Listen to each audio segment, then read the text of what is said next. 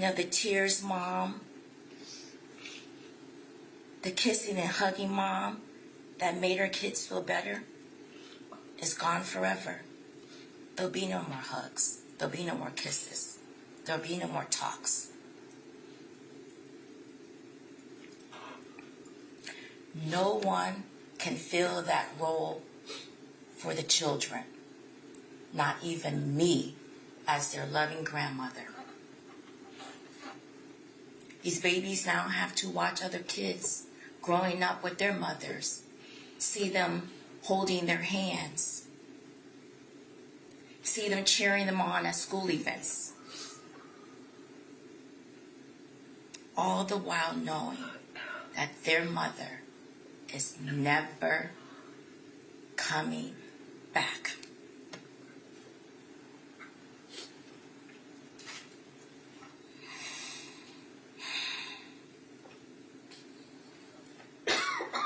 Every second Sunday in May, Mother's Day, is now a reminder of what they've lost, of what they no longer have.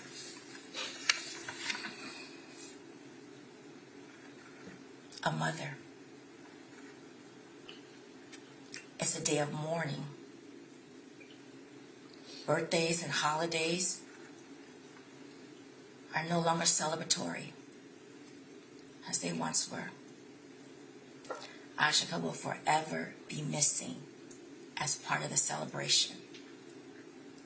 She won't be present for the baptisms, the prom, graduations, their first love, their breakups, engagements, marriages, children, all the important pivotals, all the important moments that a parent and a child share together. Our family dynamics have changed. Our family relationships have been affected because we now have to deal with the turmoil and the confusion of all of these emotions. My grandchildren lost a fun-loving grandmother in me. I can't be that to them anymore because I have to fill the role of a parent. I've assumed the parental role. I do this while struggling with my own grief, my own pain, and my own suffering. Future generations will be impacted. 4 young children are now growing up without the nurturing and the love of their mother. Their children will be raised by parents who sustained trauma at a very early age. Their children's children will never know Ajike as a grandmother.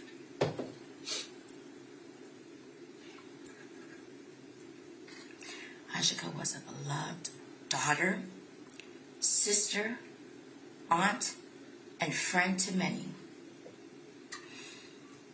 The loss of her life has impacted the nation. People near and far are hurting alongside the family. But most of all, Ajike was a loving and devoted mother to her 4 beautiful, innocent children. She lived and breathed being a mom. Susan took that breath.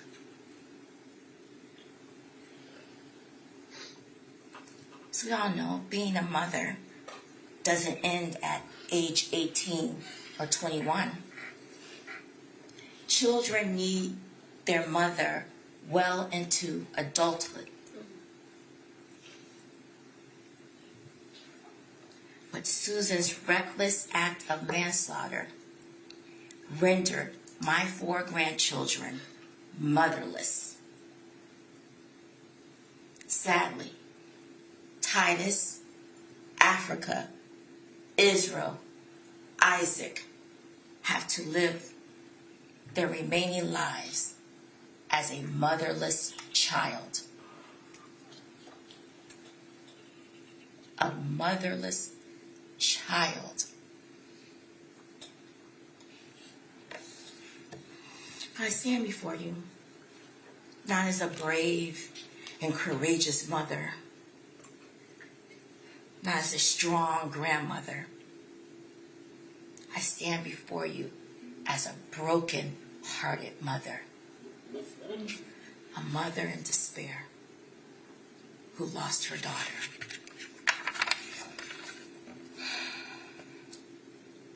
I stand before you as an advocate for Isaac, Israel, Africa, and Titus. I stand before you for our future generations to come. Our pain and suffering didn't end when we buried Ajike. Our pain and suffering didn't end when Susan was found guilty of manslaughter.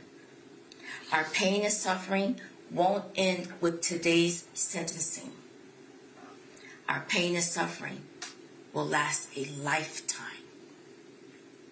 A lifetime. Ajike died protecting her children from Susan Lorincz. Susan antagonized the children for years. She belittled them. She berated them. Her heinous act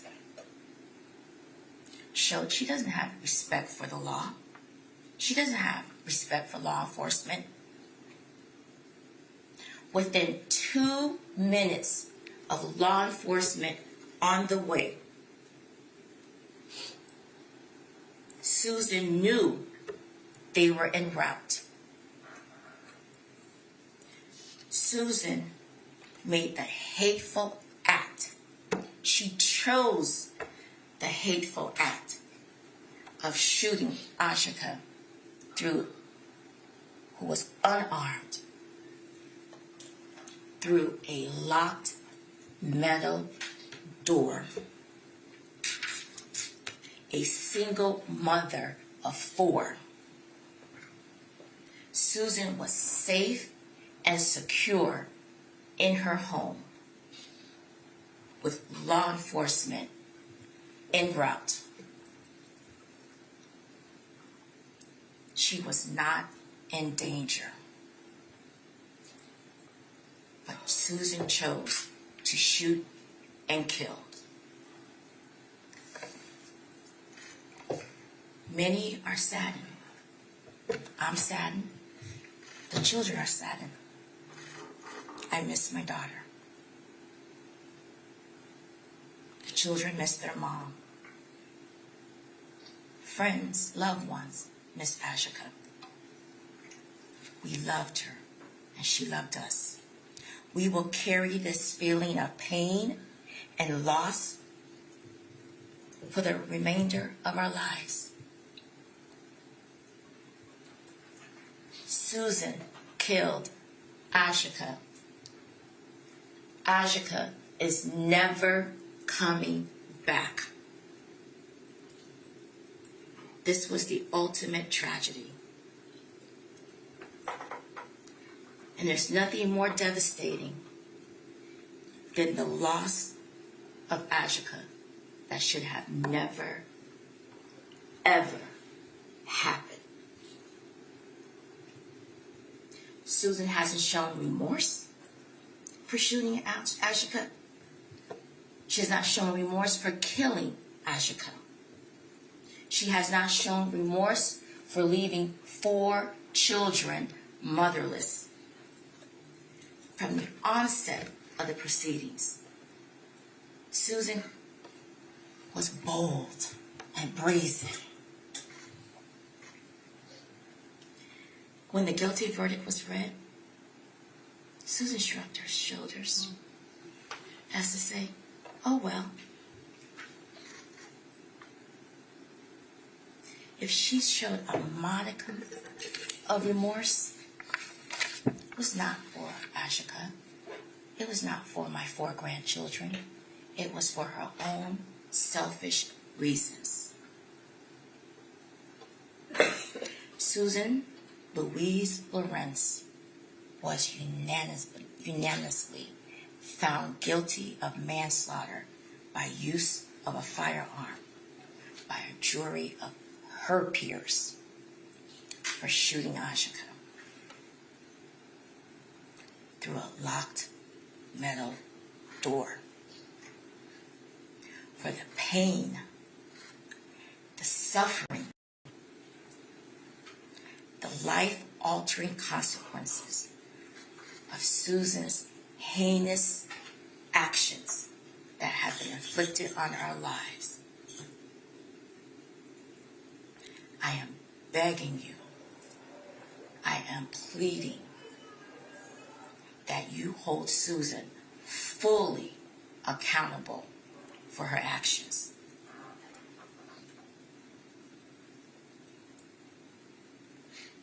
For motherless children's lives. For motherless children's future depend on it. Susan doesn't deserve any leniency. There is no getting back of life. Someone is dead. A mother, a daughter is dead forever. And that is the reality that we must live with forever. Thank you. Thank you very much, ma'am.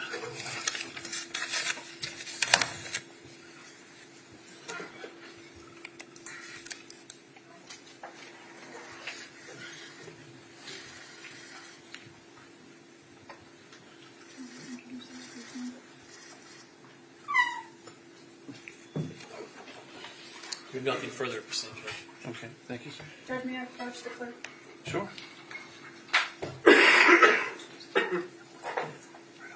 Showing Mr. Smith life and pre-marked for identification purposes only in defense A.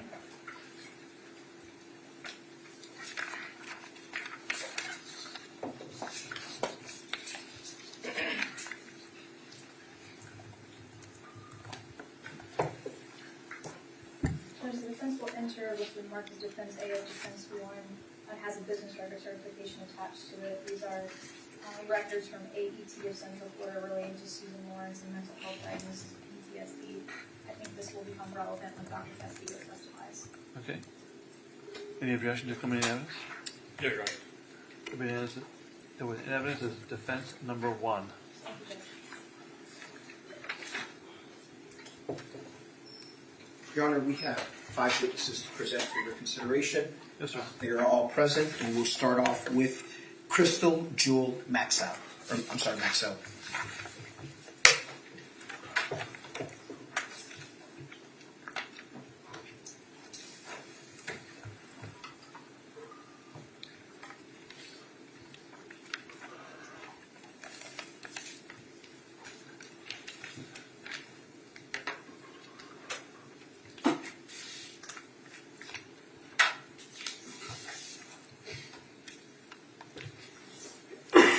Ma'am, standing before the clerk, raise your right hand.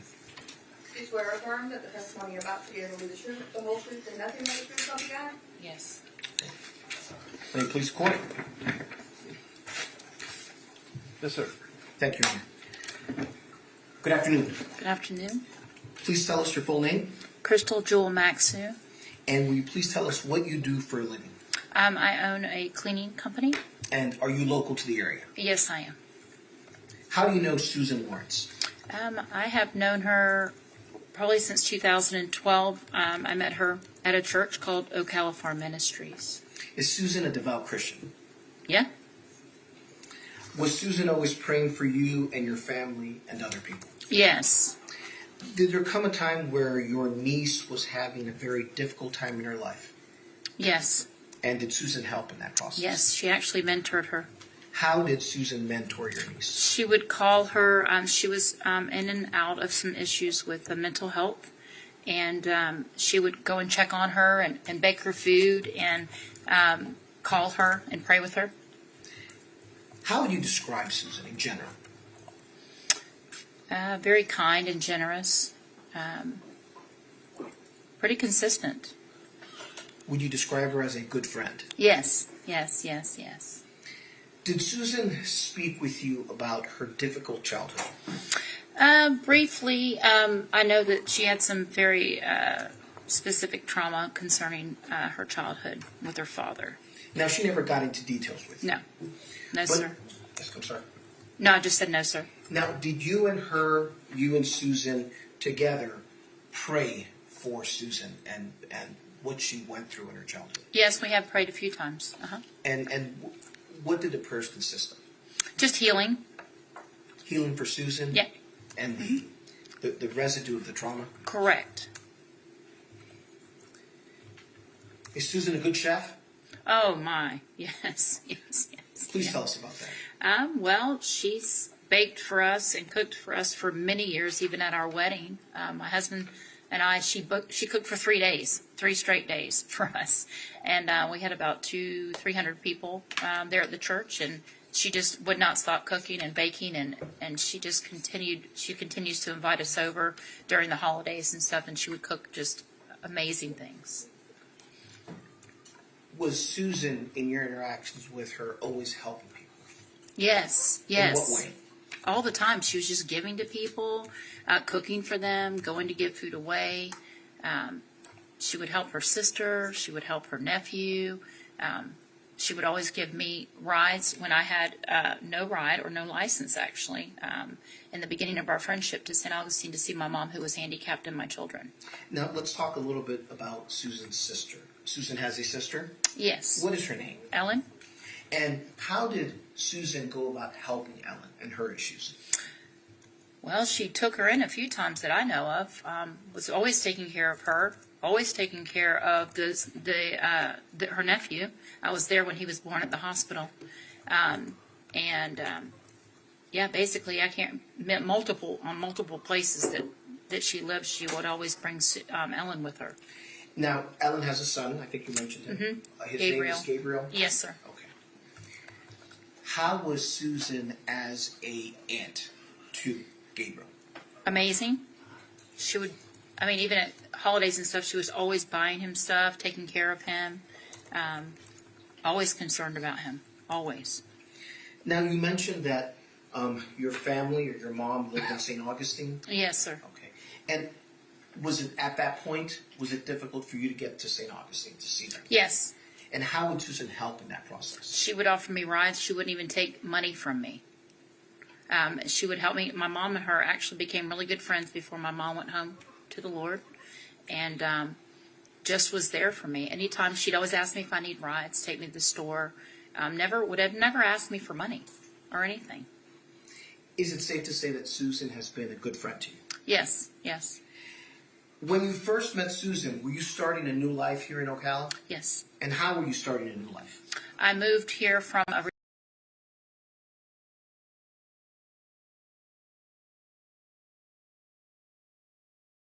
new life, and I started working at the Melting Pot and went over to Ocala Farm Ministries. They actually picked me up every single week for 10 months, and that's where I met her. And then she befriended me, and she was on a farm with some horses that she had, and her and her sister. And they were nothing. They never expected anything from me. They just always wanted to help me.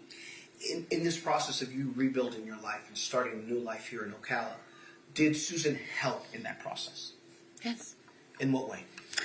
Just being a friend, being there, helping with a new type of friendship. And, she, like I said, she would help me get on my feet. She gave me rides, just multiple different things that she would do to support. From your interactions with Susan, is she a violent person? No, An aggressive person? no, sir.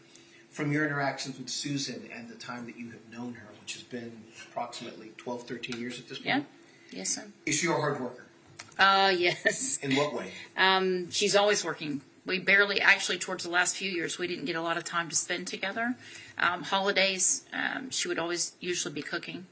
But she was working at different places, and she was working like 50, 60 hours a week, and then she had some licensing she got from home and was working at home, but a lot of working.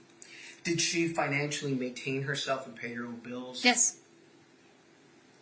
Have you had an opportunity to see Susan interact with people? Yes. How does she interact with people?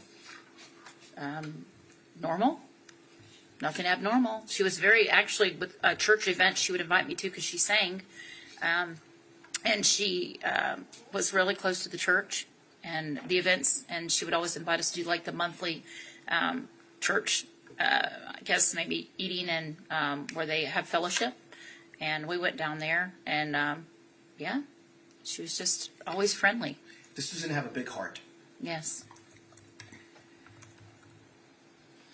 You mentioned her singing at church. Did she sing in the choir at church? Yes.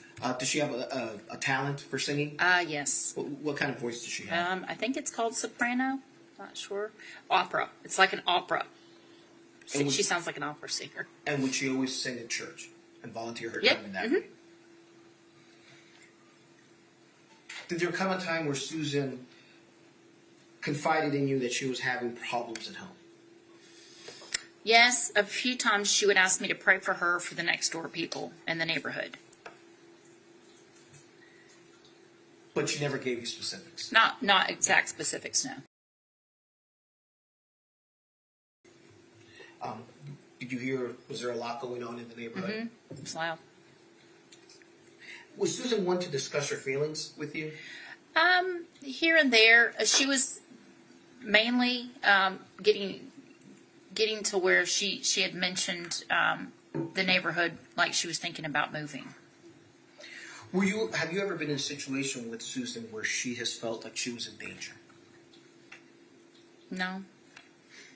Were you shocked when you heard that Susan was involved in this incident? Very. And why is that? Well, I had to actually look on the internet to find out, and just that it's almost completely opposite of the person that I know, to be honest with you. How has Susan's friendship helped you become a better person? My past has led me to where I'm at today, and one of the very first people that befriended me, I didn't even know what a friend was. I didn't know how to be a good friend in my past. And it was always either take, give and take. And she was very much of a giver. And during this friendship, I learned from her on how to really treat people. And I believe, honestly, that God brought her into my life to help me to be a better person and a better friend. And today I know how to be a friend. And so it was for me, I thought about that for a long time. And she's been a consistent friend to me. Who would I be if I didn't come up here and say this today, the truth? Thank you. Your Honor, I have no further questions. Anything from the state? No, Your Honor. Thank you very much, ma'am. Next witness, Your Honor, is Michael Maxo.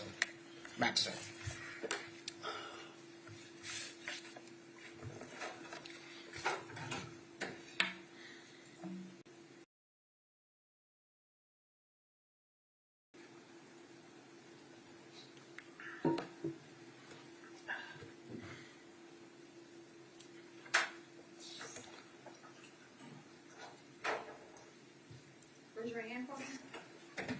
Do you swear or affirm that the testimony you're about to give will be the truth, the whole truth, and nothing but the truth, so help you God? I do. May it please the court, Your Honor? Yes, sir. Good afternoon. Good afternoon. Please tell us your full name. Michael Antoine Maxu. And what do you do for a living? I do property removal. And do you live in the area, in the Ocala area? Yes. Now, Crystal, is that your wife? Yes. And how long have you all been married? 8 years. How long have you... November 10th was our anniversary. Yes, sir. How long have you known Susan? About 8 years. Was it Crystal that introduced you to Susan? Yes. And did you all at one point go to the same church together? Yes. Which one is that? Open Door Community Church in Summerfield. Okay. How would you describe Susan? She just was pleasant and kind person. Kind in what way? Just very outgoing and generous. She liked to cook and, you know, just pleasant. Just pleasant person. Is she a good chef? Yes. Has she been a good friend to you and to your wife, Crystal? Yes, we've done, you know, a few holidays together and, you know, like Thanksgiving and whatnot. And Was Susan always helping people? yes. In what way?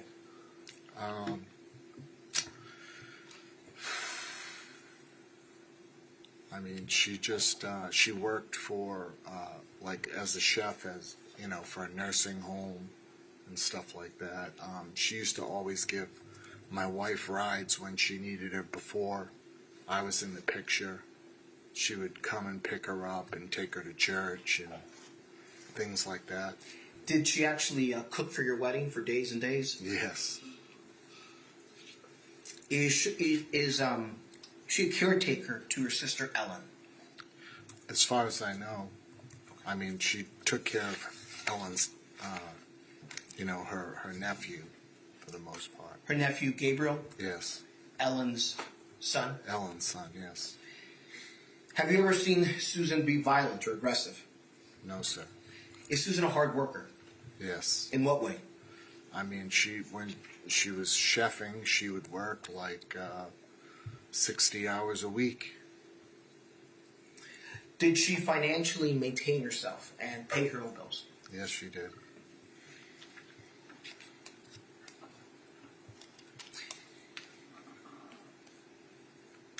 Did Susan sing at the church that you all attended? Yes. What kind of voice does Susan have? She has an opera voice.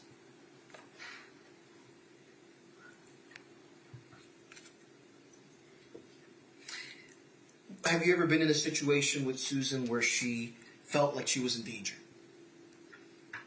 Not that I can recall. Were you shocked when you heard about the incident that Susan was involved in? Yes. And why were you shocked? Just out of her character. In what way? Just, I guess you wouldn't expect someone that you know and have been close to do something like that. Okay. I have no further questions, Your Honor. Do you have any questions? No, Your Honor. Thank you very much, sir. Next is Shannon Harris, Your Honor.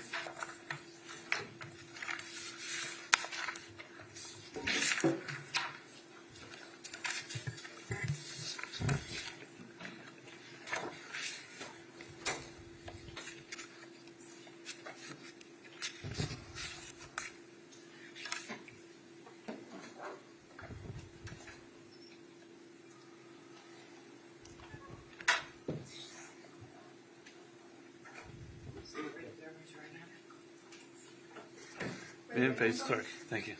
You swear or affirm that the testimony you're about to give will be the truth, the whole truth, and nothing but the truth, so help you God? I do. Have a seat, please. Thank you. Thank you. Good afternoon. Hi. Please tell us your full name. Shannon Lynn Harris. And what do you do for a living, Ms. Harris? I am a pastor. I have been for the last 10 years. Pastor where? I pastor Anthony United Methodist Church and also Shiloh United Methodist Church up in Micanopy. And how long have you known Susan Lorincz? I met Susan when I started at Anthony United Methodist Church in July of 2022. How would you describe Susan?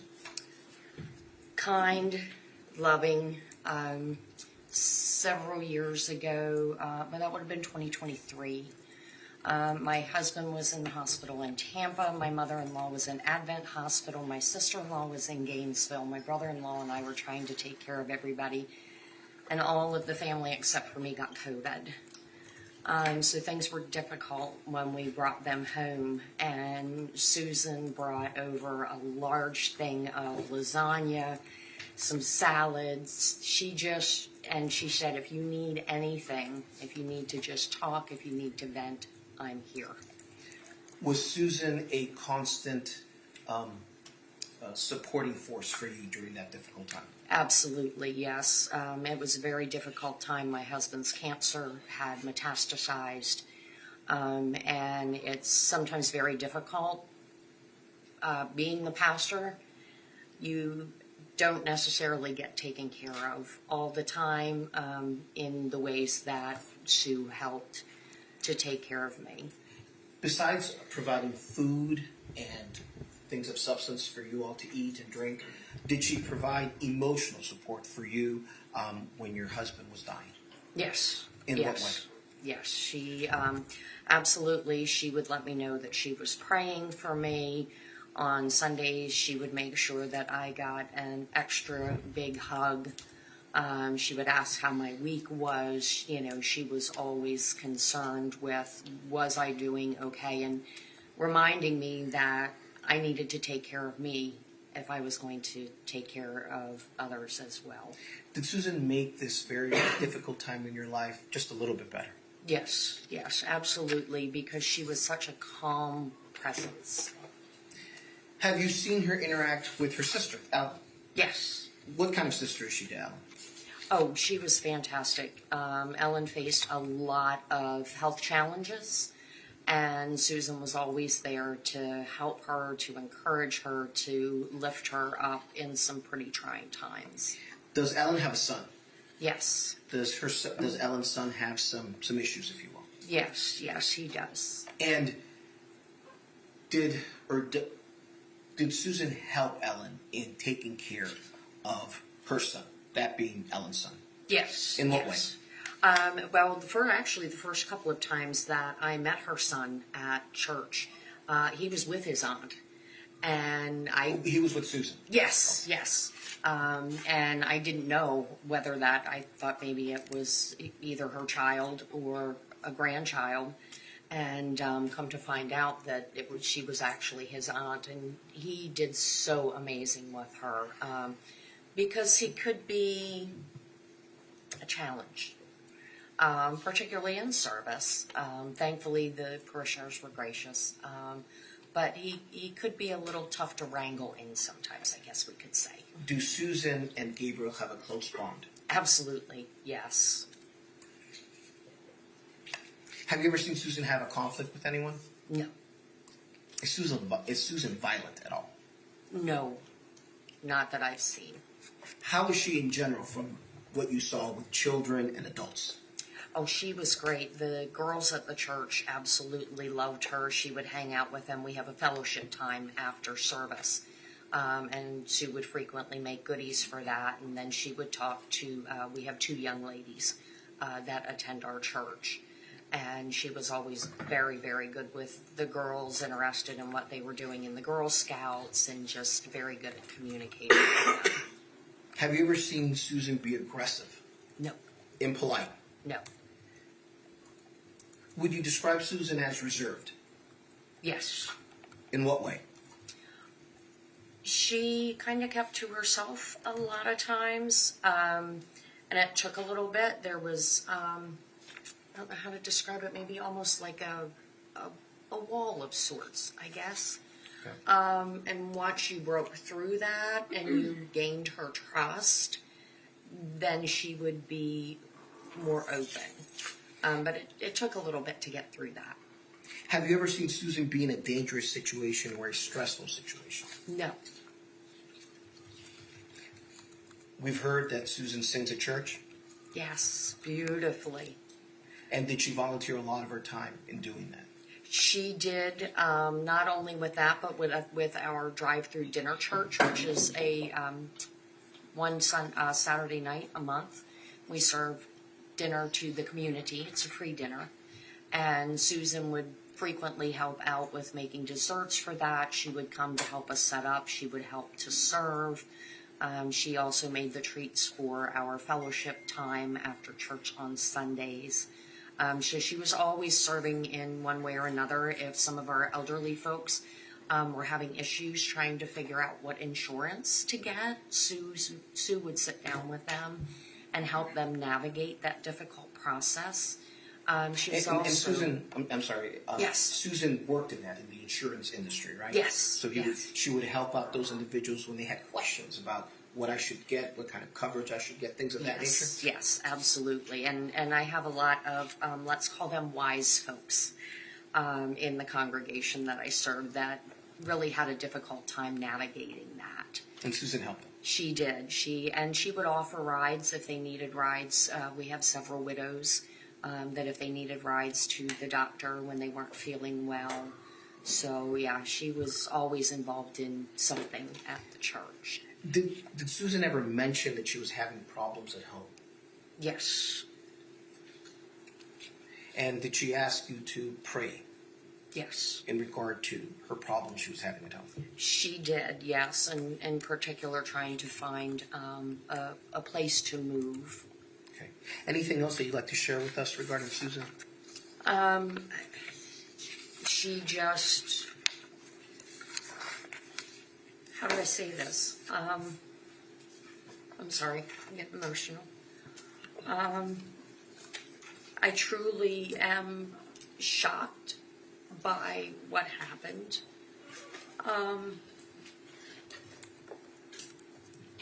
It sent shockwaves through the entire church because this is just not, she was there, I'm not sure exactly how many years. She was there before your time. She was there, yes, well before my time. And this is just not the person that we know. That's all I can say. And you actually had counselors come to the church and speak to other individuals. Yes, this was absolutely devastating. So we did bring a professional in to help people to kind of process as best as we could. Okay. Your Honor, I don't have any further questions. Do you have any questions? No, Your Honor.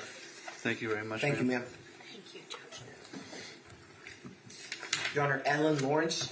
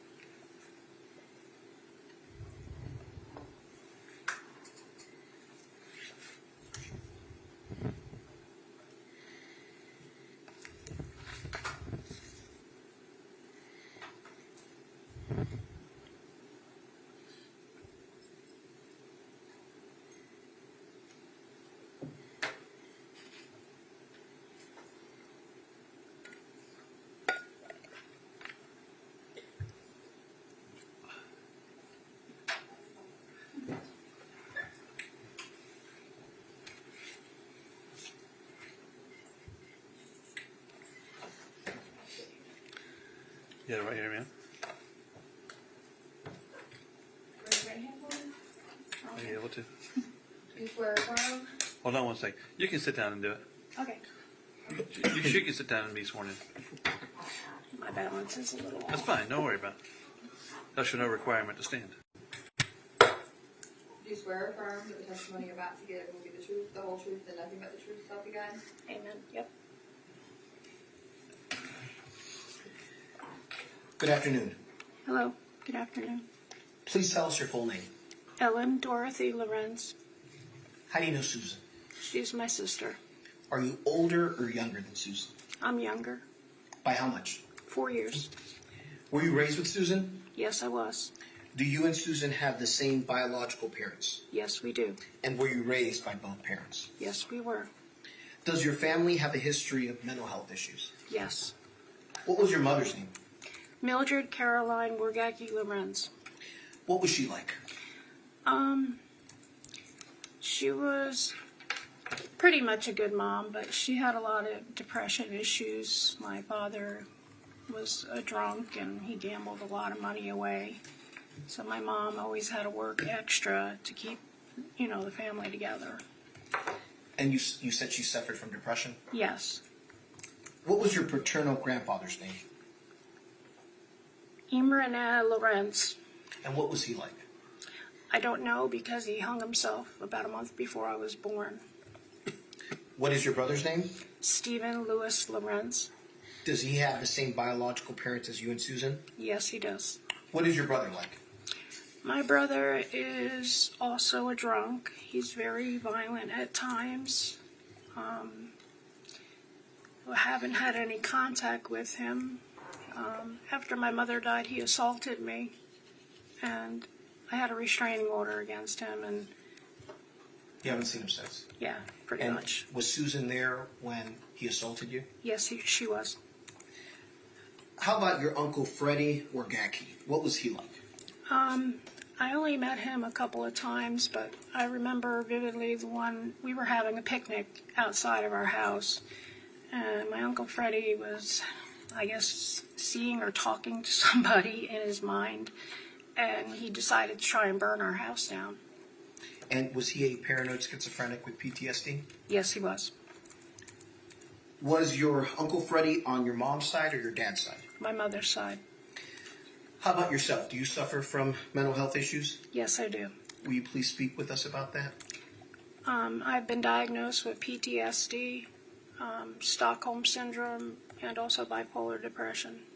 And by PTSD, are you referring to post-traumatic stress disorder? Yes, I am.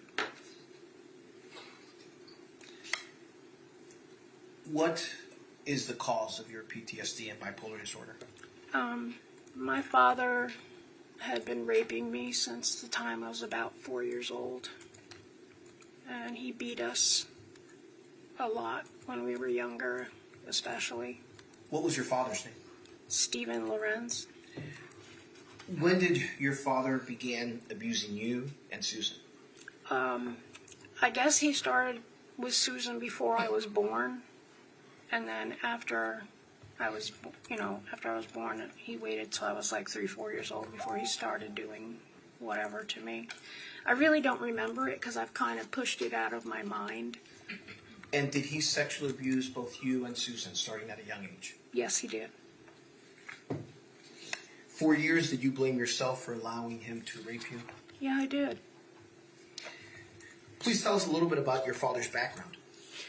My father was born in Hungary, a town called Nudvarod, and he was a freedom fighter in 1956, and that's how he ended up in the United States. He was sponsored by our Hungarian church up north in New Jersey. Was he a concentration camp prisoner? Yes, he was at one point. Was he, in addition to the sexual abuse, was he physically abusive to both you and your siblings? Basically, my father was physically, emotionally, and sexually abusive to all of us, except my brother with the sexual. Was there an instance where you and Susan were present where your father beat your brother Stephen on Easter Sunday? Yes. Will you please tell us about that?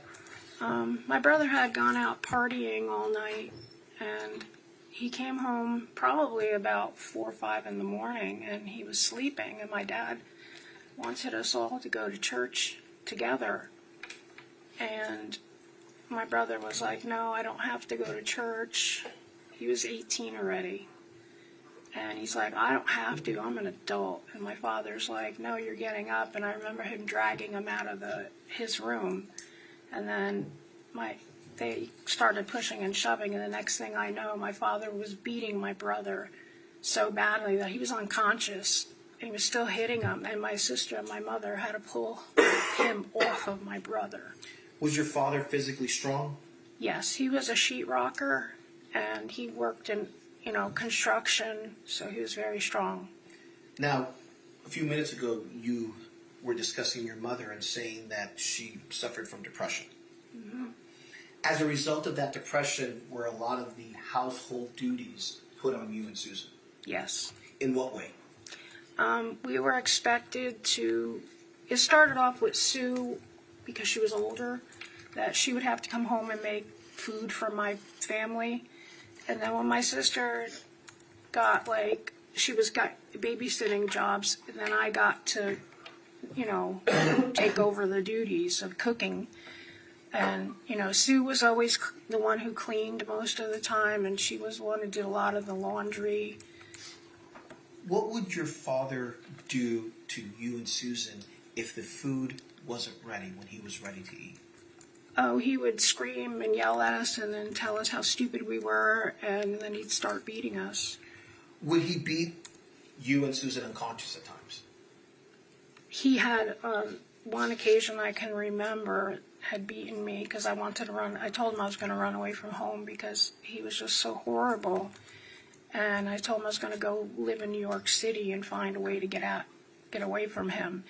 And he's like, well, you're going to be homeless in New York City. This is what they do to homeless people. And he proceeded to beat the living snot out of me to the point where we had a central heating register in the one house we lived in. And I remember waking up on that, and I was bruised all over. And he was just like so aggressive, and he's like, see, that's what's going to happen to you. Was your father psychologically abusive as well? Absolutely. In what way? He constantly told us that we were fat and stupid, we were ugly.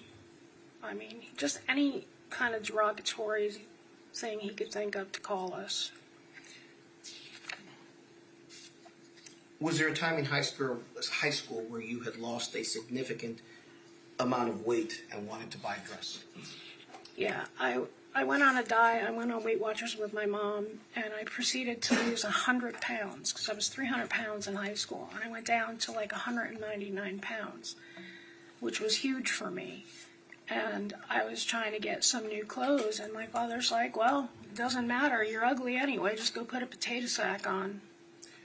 Was he that way with Susan as well? Yes, he was. And was Susan overweight in high school as well? Yes. Was your father verbally abusive to your mother as well? On occasion, yeah. He would tell her she's a stupid, educated dummy. That was his favorite saying. And you're a fat pig, and he would tell her to stop eating, and just nasty in general. When did the rapes begin for you? Apparently, I was 4 years old, and my sister and my mom and my brother had gone out shopping, and when they came home, my dad was holding a bath towel between my legs, and it was covered in blood. And he told my mom, that I had done a Russian split and split myself, and that's why I was bleeding so heavily. And did the rapes go on for decades? Yes. And for Susan as well? Yes. Was he violent during these rapes? Yes. He would, make sure he covered our mouth so that nobody could hear he would muffle our screams and such. Did there ever come a time where your mother found out that your father was sexually abusing both you and Susan? She didn't find out until I was in my late 20s because I was ashamed. What did you and your sister do in order to try to prevent these rapes? Well, we kept gaining weight because he hated fat women. And my mom also did that too because he was just, rough with her and nasty. Was your father cruel to people outside of the home as well? Yes, he was. He had no problem, I remember one of his friends' daughter had gained some weight, and he's like, oh my God, you look horrible. You look like a stuffed pig. Just really nasty. When your father passed away, was your father asking women out at her funeral? You mean my mother? I'm sorry, when your mother passed away, yes. When my mother passed away, we had a service down here for our friends here, and he was asking women out. And then we had another service a week and a half later, and we went to New Jersey to our church we grew up in, the Hungarian church. And a lot of people, came because they knew my mom. And I remember he asked the one lady, Lois, out that had been, he tried to get with her when he was younger before he married my mom.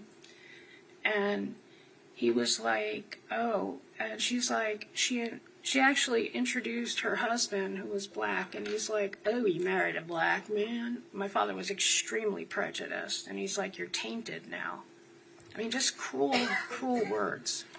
Once your mother passed away, did your father kick you and Susan out of the house? Yes, he did.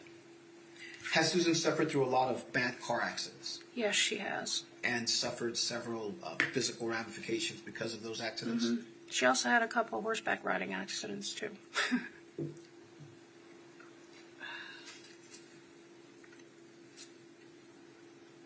you have a son? Yes, I do. And what is his name? Gabriel Michael Lorenz Dunn. Is Susan and Gabriel very close? Very. How would you describe their closeness, their relationship?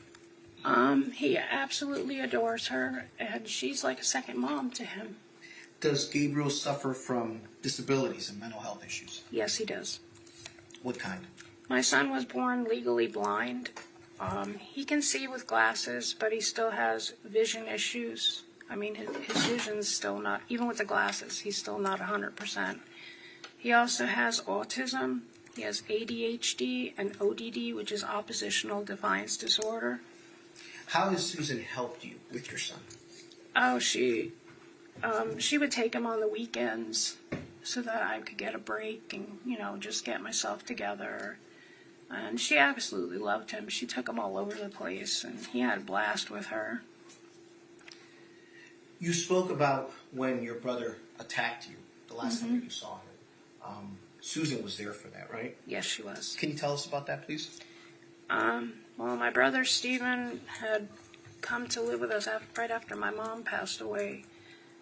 And my dad was in Europe getting his next wife. And Stephen came in and he was, kind of drunk already, nasty. And we had just finished supper, and we made supper for all three of us. And my brother just left everything, and I had yelled at him. I'm like, Stephen, just bring your plate to the sink at least, and, clean off the table. And he's like, I don't have to do crap. I'm a guy. You're a woman. You need to do it. So he ended up, I'm like, don't be a pig. And he finally brings the plate over, and he throws it in the sink, and then he started screaming at me. And he basically got in my face. And at one point, I had taken a bite of some food, and I took a deep inhale, and I was kind of choking on it. And he kept screaming at me, and I was coughing so hard, I finally coughed it up, and it hit him in the face. And he took whatever he was drinking, and he threw it at me, and it had ice in it, and it was very cold. And then he took the glass and roundhoused me on top of my head, and he sliced the side of my head open. Has Susan worked as an EMT paramedic in the past? Yes, she has. And has she discussed with you how traumatic seeing what she saw during those times were to her? Yes, she has. Did she also have a friend named Lizzie who was murdered when you all were kids? Yes. And did that very much affect both you and Susan? Yes. Has Susan seen a therapist in the past? Yes, she has. Is Susan a very private person? Yes. In what way? She doesn't like people to know her problems. She tries to keep that to herself, and she always tries to help others instead of, making everybody feel sorry for her. She just does her thing, and she just doesn't let people in easily. You have to really know Sue to really get to, what's going on with her. Where did you and Susan grow up? We grew up in New Jersey. And what was the neighborhood like? In Clifton specifically? We grew up in rough neighborhoods. It was low income, and it was just rough. Before this incident occurred, had Susan told you that she was afraid of the deceased Miss Owens? Yes, she was. Did Susan tell you before this incident that she's been triggered by things that were going on in the neighborhood and that she could not sleep even with medication? Yes, she did. Susan a hard worker? Absolutely. Has she always maintained herself? Yes, she has. Financially? She even helped me with my son, when I was short on cash. She always, made sure Gabriel had school clothes, even shoes. I mean, she was always there for me. And you all actually have opened up restaurants together, right? Yes, we have. And run them? Yes. Successfully? Absolutely. What is your relationship like with Susan? It's great. We're sisters and we love each other. With everything that you all have been through childhood and going into adulthood, would you say you're close, you and her? Yes, very. And you still speak with her? Yes. You love your sister? Yes. Your Honor, I have no further questions.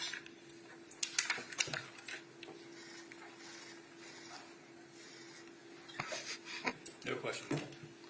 Thank you. May you're excused. Thank you very much.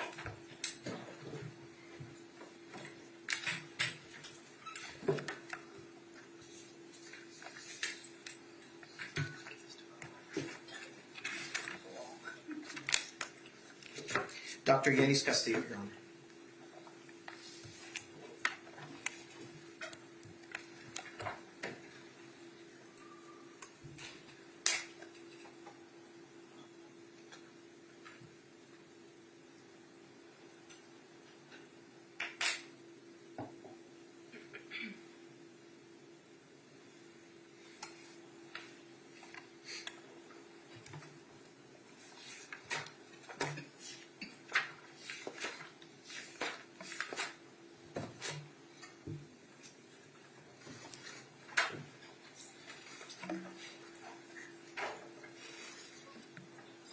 And stand face the clerk. Raise your right hand, please.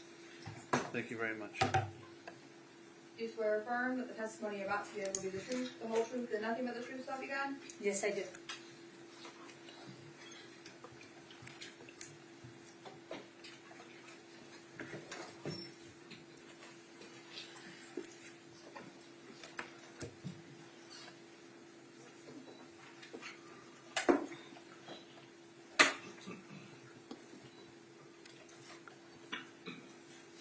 And can you please put the bottle of water someplace other than, yeah, thank you. Good afternoon. Good afternoon. Please tell us your full name. Dr. Yanis Castillo, Yenys, and my last name is Castillo. Are you a licensed psychologist? Yes, I am. Out of where? I've been licensed in the state of Florida since 2015. And do you live in Miami? I do. Is that where your practice is? I practice in various states, but I reside in Miami. Will you please go over your educational background for us, please? So I have an associate's in science degree from Florida International University, a bachelor's degree from Florida International University, a master's degree in clinical psychology from Barry University, and a doctoral degree from Nova Southeastern University. What proportion of your cases throughout your career involve cases within the criminal justice system? So towards the beginning of my career, I would say that maybe 20%, but now it's more like 95% of my cases are within the legal system. Have you testified as a witness who was qualified to give opinion testimony as a psychologist in court before? Yes, I have. In what capacity? So I have testified as a trauma expert, as an expert on adolescent brain development, forensic psychology, clinical psychology. How many times? Over 30 times. Both for the state and the defense? Yes, I have testified over 20 times for the defense and probably around less than 10 times for the prosecution. What is your current position? So I am in clinical, in private practice. So I do clinical and forensic psychology. I also work for a company called R3 Continuum, where I do evaluations for employment. And that means individuals who are fit for duty, or when something happens, something traumatic happens in a workplace, like a suicide, or it could be a murder, it could be an accident. I go there and talk to the employees about psychological trauma. And you also do forensic work as well, like you did on this case? Yes, in my private practice, I do forensic work, and I'm also a pro bono evaluator for Physicians for Human Rights. And you're licensed in the state of Florida? I have been licensed since 2015. Have you done any specialized training specifically in trauma? Yes, so from the beginning of my career, I was interested in psychological trauma, and I have worked with exposure-based psychotherapies. I have worked in domestic violence shelters, in the VA hospital. I also did work in a clinic for adult survivors of childhood abuse. I have also worked with children who have experienced psychological trauma. Have you evaluated and treated individuals with trauma?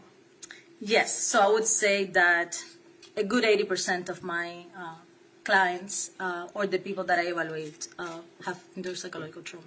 Have you conducted any research in trauma? Yes. So as part of my doctoral program, I did a dissertation on the impact of PTSD and depression, the relationship between that attachment and difficulty with emotional processing. And during those 5 years, I conducted research in a place called the Trauma Resolution and Integration Program. And by PTSD, are you specifically referring to post-traumatic stress disorder? Correct, post-traumatic stress disorder. Have you spoken about trauma at professional conferences? Yes, so I have spoken at local, national, and international conferences, including the International Society for the Study of Traumatic Stress, and ISSTD for the Study of Trauma and Dissociation, and in APA as well. Have you specifically published in trauma-based things as well? I co-author a book chapter on defensiveness, and that's mainly geared towards individuals with psychological trauma. Recently, I was part of a group that published about consensus as to what is a proper medical legal evaluation for asylum. And have you conducted any other work related to trauma or forensic psychology in general? Yes, so I usually remain part of committees. As of last year, the practice committee within the American Psychological Association, the Division of Trauma and the Division of Psychology and the Law. I've also worked on the editorial aspect of it. So I was the editorial assistant of the Journal of Psychological Trauma, which is the official journal of the Division 56, which is the trauma division within the American Psychological Association. And I've done different types of editing. Recently, I did a peer review as they're trying to create a training. There was an effort to create a training for asylum, legal evaluations. Have you held any positions which involve training or teaching students specifically in trauma? Yes, so I have taught at Berry University, and I was the clinical director of South Florida Evaluation and Treatment Center and the director of psychology there. So I was training students who were either pre-doctoral students or postdoctoral residents on how to conduct evaluation, forensic, and clinical. Have you worked specifically with legally involved individuals who have a history of trauma? Yes. So in addition to all this work, I was also the chief psychologist of the Miami-Dade County Jails. So and most of my cases involve individuals who are incarcerated. Your Honor, we request permission to allow Dr. Castillo to give opinion testimony in the fields of psychology, forensic psychology, and specifically trauma.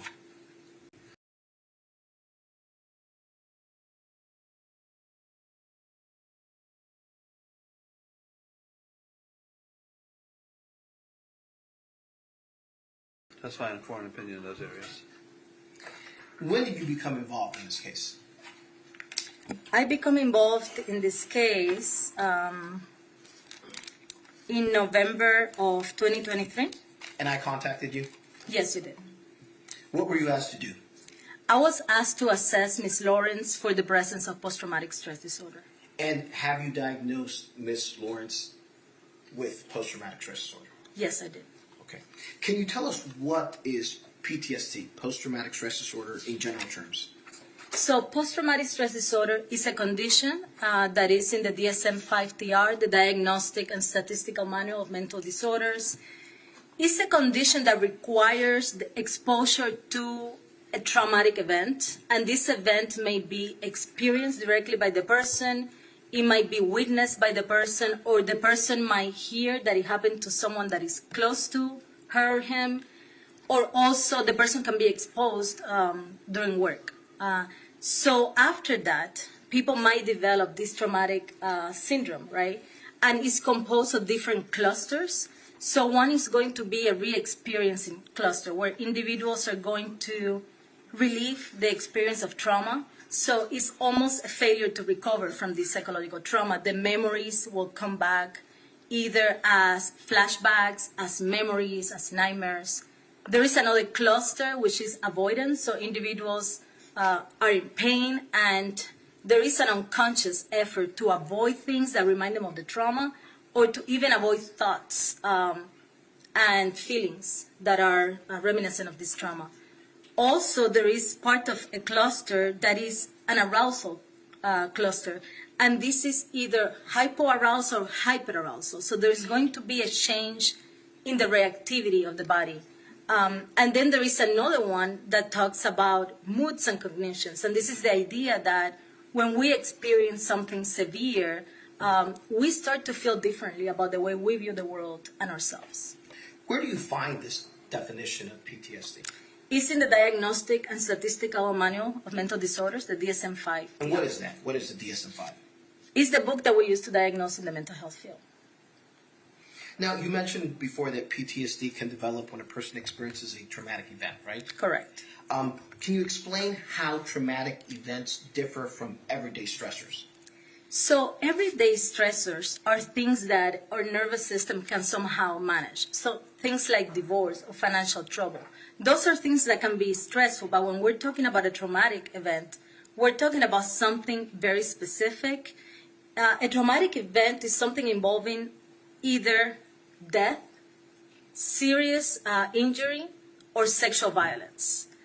So those three things, the specific things.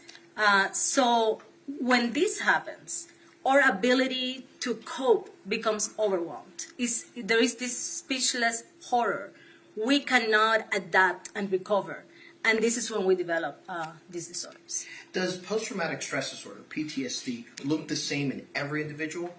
No. So when we look at those clusters that I discussed before, you will see that some individuals will have more of the arousal and more of that anger. They will be engaging in fist fights, and you will see that hyperreactivity. They might duck and cover if they hear noise. Some individuals are more on the developmental side of things, where they are going to be more sad and think lowly of themselves. So you can have many combinations, because out of the 4 clusters, you need one symptom in cluster 1, 1 in cluster 2, 2 in cluster 3, and 2 in cluster 4. So there are many combinations, and that will manifest differently. Can a person with PTSD function relatively well in society without others even noticing that they suffer from this disorder? Yes, and that kind of depends on the person and their way of coping. So if individuals are more in the re-experience side of this spectrum, and they're fighting all the time, the people might notice something is going on, but they're also like invisible signs of PTSD. So if somebody's constantly thinking about the trauma and having a flashback, others around might not notice that. If a person is having nightmares, others around might not notice that. So there are signs that are invisible, and there are others that are visible. Once someone has PTSD, what is the course of that disorder? So that depends on the risk and protective factors that the person brings with them. So most people who develop PTSD will recover even without intervention. And that is the course. But for other people, it's a lifelong disorder. And for example, when individuals suffer trauma in childhood, that's a poor prognostic factor, or that is going to be a bigger risk factor for developing PTSD. Before we get into PTSD itself, can you tell us how the normal stress response works? In other words, how do we inherently respond to stress in the absence of PTSD? So our bodies are wired to survive, and that is through different brain structures and through different powerful stress hormones and substances. So what happens is that we have within our brain what we call the low road, and that means we respond very quickly to stress when we encounter something scary. There is a structure in the brain that we call the amygdala, but it's like a smoke detector. And when that signals that there is danger, there is a cascade of processes that makes our bodies get stronger and quicker. So, for example, if we are in the woods and we encounter a predator, we would experience a surge in adrenaline, and that would mean that we're going to get stronger, more focused. The blood is going to rush to the organs that it needs to rush. We're not going to be experiencing digestion in the moment. It's almost like we're wired for survival, right? And that is what we call the low road. And that is very automatic. We don't really control that. there is another road, which we call the high road, and that is the prefrontal cortex, the part of the brain that engages in consideration, in planning. So when we encounter danger, actually, that part that is engaging in planning comes and says, okay, there is no danger. Even though like you feel this alarm, your heart is beating really fast, everything is safe, right? What happens in PTSD is that in essence, there is an overdrive of that fire alarm of the amygdala is very overactive. And the part of our brain that considers options, that thinks, that tells time, collapses. Actually, during PTSD, there is a part of the brain that might collapse in such a way, we call it like the prefrontal, part of the prefrontal cortex, where we cannot tell whether something happened in the past or something is happening now. And that's why we think individuals have these flashbacks, these intrusive memories where the person thinks, I'm experiencing this right now. How does trauma impact a person physically? So it's very important to know that psychological trauma is deeply biological, and that trauma comes back sometimes not only as a memory, but as a reaction. So individuals with psychological trauma will be oversensitized for danger. And that is what's going on in the body. The amygdala is hyperactive. The smoke detector is going on, and there is a false alarm. So there is a hyperarousal. The person might become very hypervigilant, tense up. And these are all things that are happening within our body. One of the things that happens is that at the end of this stress response, cortisol, which is a very powerful stress hormone, has to send a signal saying it's time to stop the stress response and go back to normal, rest and digest. And that doesn't happen in PTSD. We think that the person is experiencing these surges of anxiety in their body. How does trauma impact a person psychologically? So psychological trauma does different things. One is psychological trauma is going to attack what we call the attachment system, which is that bond that we have with our loved one, and that gets internalized in our personality. That's why when we are really afraid, we want our parents there, right? So when we experience psychological trauma, we start thinking, I'm damaged, I'm no good, I don't have a place in the world, and other people are not going to be there for me. And that's the attachment system, that sense of safety and security. It also makes people hyper-focused on threat. So they will see somebody crossing the street and they will think that this person is going to attack me. Sometimes that fear is not really rational, but it's part in the way that it changes us psychologically. We may avoid things. We may feel disconnected, damaged, like we're not part of this world. How does trauma impact a person socially? So individuals with psychological trauma might start to self-isolate. They don't trust people. Their trust is shattered. So they have difficulty with intimacy and with telling people their problems and seeking that support, which is very important for recovery of psychological trauma. They may perceive other people as aggressors, and they're going to have trouble with strained relationships because they might not develop those social skills. How does psychological trauma interfere with healthy psychological development? So we now know that the brain is a social organ, and that means that the brain needs relationships to function properly and to develop properly. The brain develops from simple to complex. So in order for me to modulate my reactions and to modulate my emotions, I need to understand what they are, right? And in order for me to develop that skill of regulating my feelings, I need another nervous system. The child is born without any idea as to how he can regulate his distress, right? They're very reactive. They have a lot of cortisol going on. The child depends on the mother or the caregiver to regulate himself or herself. And then we go from this co-regulation to self-regulation. So we develop those skills. When psychological trauma happens while the brain is still development, it's almost like leaving a footprint on the wet concrete. We don't develop those skills because that's the time that we're supposed to be developing social skills, emotional skills. So you will see individuals who come to therapy as adult survivors of childhood trauma, and they don't know how to manage their money. They have difficulty with establishing a long-term relationship.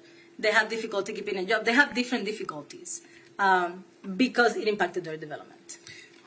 Going back to Susan specifically, you said you were asked to assess whether she had post-traumatic stress disorder. Correct. Did you speak with Susan specifically? Yes, I did. And how many times? I spoke to her 5 times. For how many hours in total? 11.8 hours. What were your clinical observations or findings about her current mental state when you spoke with her?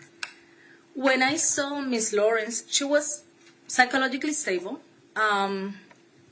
She was worried. She was anxious, especially about her sister and her sister's son. During the last times that I saw her, she was in a darker mood, and she was talking about the victim in this case. She said that has overtaken her thoughts even more than her case. Miss Lorincz was cooperative with me, but I also sensed that she had difficulty about talking about certain things. She's a very private person, and she's really not used to talking about this very painful thing. She's very ashamed of having been the victim of psychological trauma. Even though it's not her fault, she has internalized that guilt. And she didn't want to talk too much about her relationships and things like that. And you could tell that she was getting fatigued towards the end of the sessions. And she's like, when are we going to be done, kind of thing, because she was experiencing pain. Was she very remorseful in regard to Miss Owens and her passing away? To me, she expressed, especially in the last 2 times that I saw her, that when she looks at this rationally, right, she said to me, I now realize that she was like a mama bear, taking care of her kids. And that's how I see her now. But that's not what I saw that day. And this is terrible. So she expressed that to me very much. Did you speak to anyone else who knew Susan personally? Yes, I did. And you reviewed several records in this case, correct? Yes. And we don't have to go through all of them. Did you administer any psychological measures or tests? Yes. Okay. And let's start off with, when you assess someone for PTSD, do you limit yourself to a list of PTSD symptoms, or do you assess other aspects of the person's life? I assess other aspects of the person's life because PTSD doesn't occur in a vacuum. So I want to look at also what are some risk factors that the person had and some prognostic factors. Okay. And is going through the history of the family of the person that you're evaluating important? Yes, it is. And why is that important? So we know that things like anxiety and depression runs in family. We also know that from generation to generation, trauma gets passed down through different mechanisms, right? And we don't totally understand all the mechanisms, but we know that even, for example, with children of Holocaust survivors, that the children might experience symptoms when they have never been exposed to trauma. So we're looking at the transgenerational dysfunction and how that shapes a person's choices. What did you learn about Susan's paternal family that helped in your analysis of whether she suffers from PTSD or not? So Susan's grandfather, his name was Susan Lorincz. They have different pronunciations, the grandfather and the father. Was born in Transylvania. She indicated that at the time that was part of Hungary and it was occupied by Russia, and that he lost his lands. And when he lost his lands, he became severely depressed, he began drinking, and he ended up dying by suicide. This is her grandfather. Before that, he had been physically abusive towards Susan's father. The father leaves home at an early age, and he ends up in a concentration camp at around age 12 or 13. Susan's father, Stephen Lorincz as well, he ends up being raped in the concentration camp, tortured. He still had marks in his back, and he had a tattoo indicating that he had been a prisoner number. What did you learn about Susan's maternal family? On the maternal side, there is a Polish descent there, and she indicated that most of the males on that side of the family struggle with some sort of substance abuse issue, They discuss an uncle named Uncle Michael who was very aggressive. They talk about an Uncle Freddie who went to the Vietnam War and came back with PTSD, and he also had schizophrenia. They describe him as Manson-esque, aggressive at times. At one point in her childhood, he tried to set her house on fire while Susan was there with her sister. And on the mother's side, the mother was one of 6 children. She lost her father early, and there is reports that she was sexually abused by some of her brothers. And her mother was depressed as well. Her mother, both Ellen and Susan indicated that their mom was depressed, was very overweight. She weighed over 300 pounds, and she wouldn't do much. She would sit there and be depressed. Why is this family history significant to you as a psychologist? Well, one of the things is this damage that goes from generation to generation, this impairment in the parents. And then we'll see how Susan's father becomes an aggressor towards her and the sister and the brother. And then as well, this idea that they're not going to be protective of her and they're actually going to be the biggest source of her trauma. You spoke to Ellen Lorincz, Susan's sister? Yes, I did. What information did she give you about herself that was significant in your analysis on Susan Lorincz?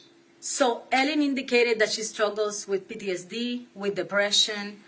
She has done a lot of work, but she still struggles a lot with mental health issues. She indicated that their father raped them both for many years. So he raped Susan from ages 4 to 20, and he raped Ellen, the sister, from age 4 to 18. These rapes were violent. He would beat them up, sometimes to unconsciousness, and rape them. He was very verbally abusive. They lived in the same household. So she corroborated the things that Susan indicated. What can you tell us about Susan's brother, Stephen Lorincz? Susan's brother, according to Susan and to Ellen, had difficulties with drugs. He was addicted to drugs. He was also very aggressive, and they describe him as taking after the father. He was sexually abusive to both Susan and Ellen. They wouldn't get too much into that. And then there is an instance in which he gets upset after their mother dies. I think Susan must have been like 40 years old around this time. And Susan's sister was choking, and she spit on him, not wanting to do so. And then he took a plexiglass and broke it against her face. They called the police, and she indicated that, they both have a lot of medical issues, that she had to have neck fusion. And you find that was there corroboration about her being arrested in Hernando County? I'm sorry, him being arrested, Stephen, in Hernando County. Yes, I saw a record indicated that he had been arrested, and in the record, the record matched with what Susan told me about the event and what Ellen told me, and actually in the record, Susan gave a statement. What is the relevance of Susan's siblings' history of mental illness, substance abuse, and aggression? Because these are individuals who are living in the same household, and they all get damaged in different ways.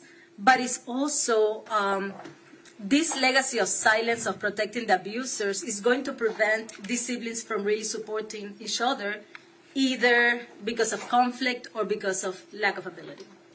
Now, you mentioned that PTSD requires the presence of traumatic events. How did you assess the presence of traumatic events in Susan's life specifically?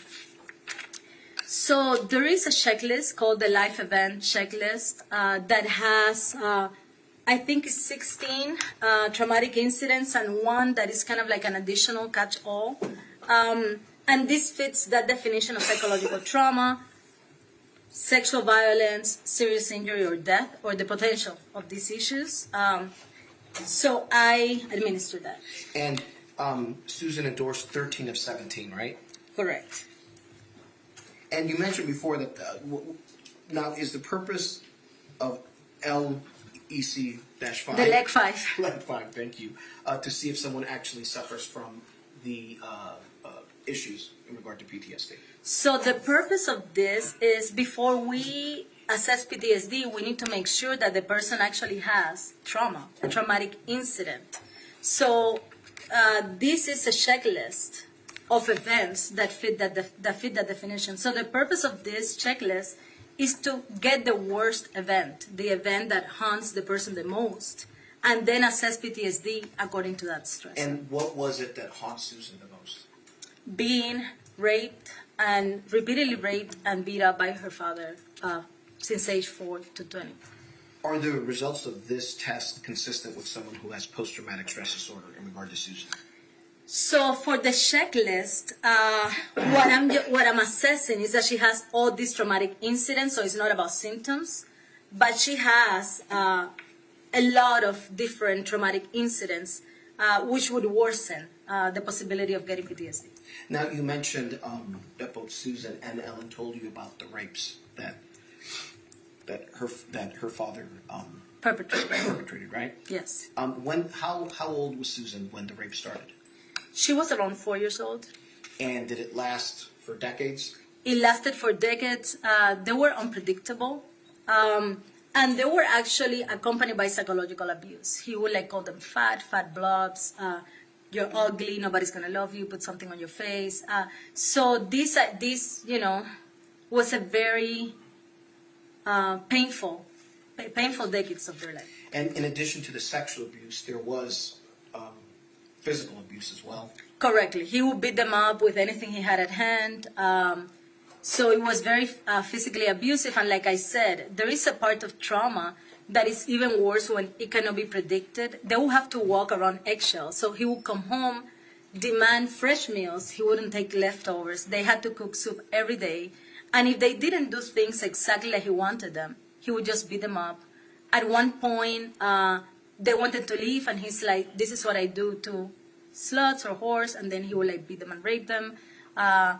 So it was very intense.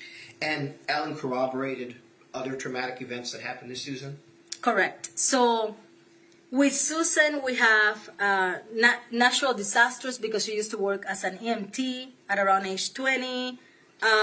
So she saw fires. During her work as an EMT, she saw the grotesque. She saw people cut. She saw a lot of things. She worked near an airport, so she saw plane crashes, victims. She's had a lot of car accidents that would fall under the definition of psychological trauma as well. So she's had a lot of knee surgeries as a result of that, and spinal surgery. She's fell from a horse. She's fell at home. She's fell on the street. One of the worst events that she described was her mother dying from a condition. Mesothelioma? Yes, yes. And part of that is this idea that the reason the mom acquired the disease is because the father was exposed to asbestos, and they will have to shake his clothes. So Susan and Ellen have also been exposed to asbestos because of this. So there is a big fear that they might develop this because this is something that may lay dormant. Did you find records where Susan reported these traumatic incidents to other individuals? Yes. So prior to this, the only records I have is the Ocala records where there was a diagnosis there, right? So I didn't see medical records where she disclosed this before, but when she was arrested, they asked her very pointed questions about, have you ever been robbed? Have you ever been sexually abused? And she gave the same answers about her traumatic incidents. She had a friend who was murdered. She mentioned that. And the friend was kidnapped and raped and left to die. And there was a lot of screaming. So to her, screams are triggering for her. She mentioned that to the police. She mentioned to the police having been beat up by a boyfriend. She mentioned having been sexually abused, having been robbed. So yes, she did mention some of these things. And some of those traumatic incidents are also in the Marion County jail records, which are in evidence, correct? So yes, so in the Marion County jail records, when they asked her, she reported incidents as well, and she also reported post-traumatic symptoms in those records.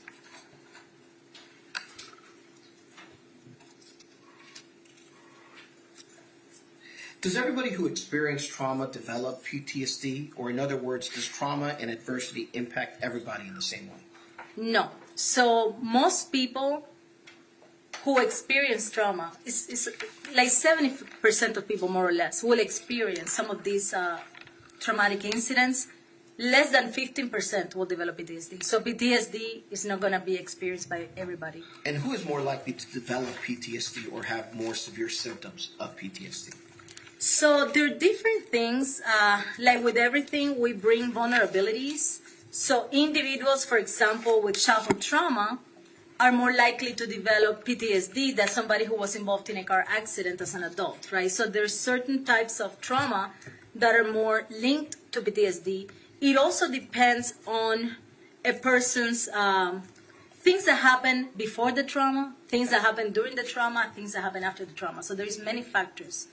So let's talk a little bit. Does Susan have any of the factors for pre-trauma? Yes. So pre-trauma factors are things that happen before you're exposed that matter. So for example, female gender, having a history of childhood adverse events, low socioeconomic status, and that idea that various family members have experienced trauma. You mentioned that women carries a higher risk for PTSD. Why is that? We think it could be because women are more exposed to sexual trauma. We don't know for sure, but that's something that we're thinking about in the field.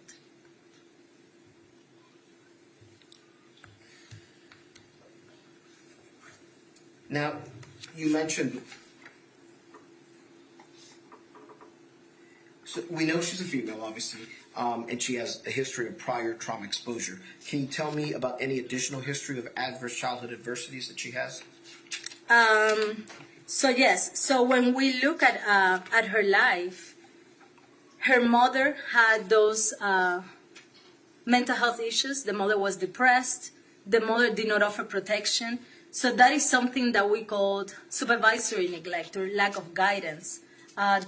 Susan indicated that her mother's attitude was like, if you can read a recipe. So kind of like they had to serve their father, and the mother would not protect them from the physical abuse that she knew of. There is a time when Ellen was around 14 years old, and she tells the mother what happened to her, and the mother didn't believe her. And at this time, Susan was out of the house, and she remembers that as a betrayal. So this idea that the mother had these issues is part of her childhood adversity. Also, the father has had mental and personality problems. He was extremely violent and aggressive and verbally abusive. They indicated that at one point he made fun of somebody from outside the family, a young girl, and she ended up dying by suicide. So he exposed her to domestic violence and things like that as well. There are like also multiple forms of neglect. Not being taken to the doctor for regular appointments, not being fed, not being taken care of. So Susan and her sister had to cook, had to fend for themselves. And in addition to the physical and sexual abuse that's covered, obviously there was psychological abuse, correct? The psychological abuse was a big part of it, and there is a point in which Susan has to make a lot of adaptations in her personality. She wanted to please her father, so even as an adult, she would try to give her father gifts or to hug her father. And it might seem irrational unless you have a trauma bond, a bond where this person that is a source of your trauma, you also depend on this person for love and acceptance of your personality. The father also told her, you cannot go to West Point Academy, even though she had passed the test and all of that, because you should be a secretary. And that may seem also irrational. Why would she do what the father wanted? But she did for a long time.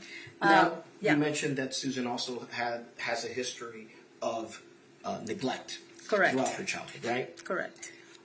You mentioned having a previous mental disorder as a risk factor as well? So with Susan, she's always had depression, and it's kind of hard to know what comes first, the depression or the PTSD, because they have been present in her life. She doesn't remember not having experienced the symptoms. So she has depressive episodes, and that would be consistent with major depressive disorder. How about her being raised in low socioeconomic status? How would that affect her? So there is a very real way in which she lived in very poor neighborhoods where there was a lot of crime. So she was victimized herself. There was a time where someone broke into her house and stole her belongings. She's been held at gunpoint. And also she's seen the grotesque in the neighborhood as well. She's seen criminal events. She's hearing stabbings and shootings. So they always lived in low socioeconomic status neighborhoods. Now, let's talk about peritraumatic factors. What are Yes. peritraumatic factors? Peritraumatic factors are things that happen while the trauma is happening. And this is the most predictive. These factors are the most predictive in terms of how individuals will respond to trauma. Will they develop PTSD? Will they have poor prognosis? Will they have greater symptom severity? In Susan, what peritraumatic factors does she have that indicated to you that she would likely develop post-traumatic stress disorder? So when I look at the DSM, looking for these factors, she had all of them. Greater severity in terms of intensity and frequency. So individuals who experience trauma that is severe and that happens for several years have a higher likelihood of developing PTSD. She has that. Greater perceived life threat. So perceiving that you're going to die while you're undergoing this trauma. We know that survivors of rape experience this idea that I'm going to die. Also, the father said literally, I am going to kill you if you resist or if you tell anybody. The feelings of helplessness, uncontrollability while the trauma is happening, she experienced that as well. Also, greater proximity to the trauma. People who experience the trauma themselves have a higher likelihood of developing PTSD than people who observe the trauma happening to someone else, for example. Also, the idea that the trauma is interpersonal. And then the dissociation. So the dissociation is that when individuals experience psychological trauma, sometimes they dissociate. There is a disconnect. Dissociating means there is a disconnect either with your emotions, with your memories, with your reality. Dissociation means I'm not going to be there when it happens, right? So Susan indicated that when her father was raping her, at the beginning she screamed. But when he threatened her, she just lay there and she could see herself from the outside as if this rape is happening to someone else. And that's what we call dissociation, and that has a higher risk of PTSD because then individuals begin dissociating as a matter of coping. And the last one was this interpersonal trauma. When a trauma is an act of God, what we call an act of God, so a natural disaster, a human didn't create that trauma, that can be less traumatizing than when the act is perpetrated by a person, what we call interpersonal trauma. So interpersonal trauma is linked to a higher incidence or higher risk for PTSD. What is complex trauma, betrayal trauma, and toxic stress? So this is all part of this interpersonal construct. Complex trauma talks about when individuals experience psychological trauma for repeated periods of times by caregivers who are supposed to be there to love them during the developmental period, during childhood. That might result in a more complex symptom profile that goes beyond what you would call regular PTSD. These are individuals that have developmental challenges. Betrayal trauma indicates that when trauma is perpetrated by someone, by the institutions or the caregivers in whom we're supposed to trust, then our trust might be shattered. One interesting thing about betrayal trauma is that individuals and society might deny aspects of this trauma, and Susan had to deny aspects of the trauma to want to hug her dad and take care of him in his older age, right, or take care of her mom. And toxic stress is this idea that when children undergo trauma without any support, their development, the way they think, the way they function might be impacted as well. What are post-traumatic risk factors? Post-traumatic risk factors are factors that happen after the person experienced the trauma and that are associated with worse prognosis or with higher likelihood of PTSD. And does Susan have that? Yes, so she had low levels of social support, exposure to ongoing stressful events, and exposure to new traumas. So, and part of that low levels of social support is interesting because Susan has friends, and Susan has had romantic relationships, but she doesn't disclose her pain to her friends. She's very ashamed. She doesn't want to be a burden. Part of her might believe that people cannot help her. So she has self-isolated, and that's part of that traumatic effect. How about exposure to ongoing stressful life events? So she has experienced multiple stressors like the ones I discussed in the Leg 5, being assaulted, she was also sexually assaulted by a landlord when she was a young person, a young child. And that was happening actually while she was still being abused by her father. She was about 9 years old when she sexually abused. And another post-traumatic stress factor is having medical issues, correct? Yes, so having medical issues has been a big problem for her. It's very interesting because sometimes you will see that individuals who experience trauma, sexual trauma, will gain weight. I mean, consciously or unconsciously, many times unconsciously, to become less attractive to their rapist. And we know that the father said that he didn't like overweight women, right? He called them derogatory terms. So both her and her sister gained weight to avoid these rapes. And they developed medical conditions as a result. They both went gastric surgeries, and Susan had multiple surgeries to correct problems that happened during these gastric surgeries. So she's had accidents, falls, gastric surgeries, knee surgery, spinal surgery. She has chronic pain, so she's infirm in many ways. Has she been exposed to new trauma as well? Yes. So like I said, she has, the trauma happened during this until age 20. When she's older, she's also beat up by one of her boyfriends, and she also lost her friend Kalina when she was a child, her best friend, who was kidnapped and killed, and that was a big thing for her. I think she talked to me about that the first session, and she cried about this, like it was very rough for her. She also talked about another student who died in a car accident, and she also cried during that time. So she has experienced multiple events. And the death of her mother, dying from mesothelioma, that was very traumatic to her. It was traumatic. It was stressful. So we may not consider something traumatic if the death is natural, but there is a belief in their minds that the father exposed them because he was not careful enough. So kind of like the ultimate thing. And when the mother was dying and she was taking care of the mother, the father didn't want her to have pain medication. He was very abusive to her verbally as well, and once physically, and he was withholding medication from somebody who's dying in pain. And also, once the mother died, it was very traumatic the way the father kind of kicked them out of the house. So after the mother dies, the father had a mistress who was actually the wife of his brother, and he brought her from Hungary and married her, and told Susan that her sister was not welcome in the house. So Susan left the house as well.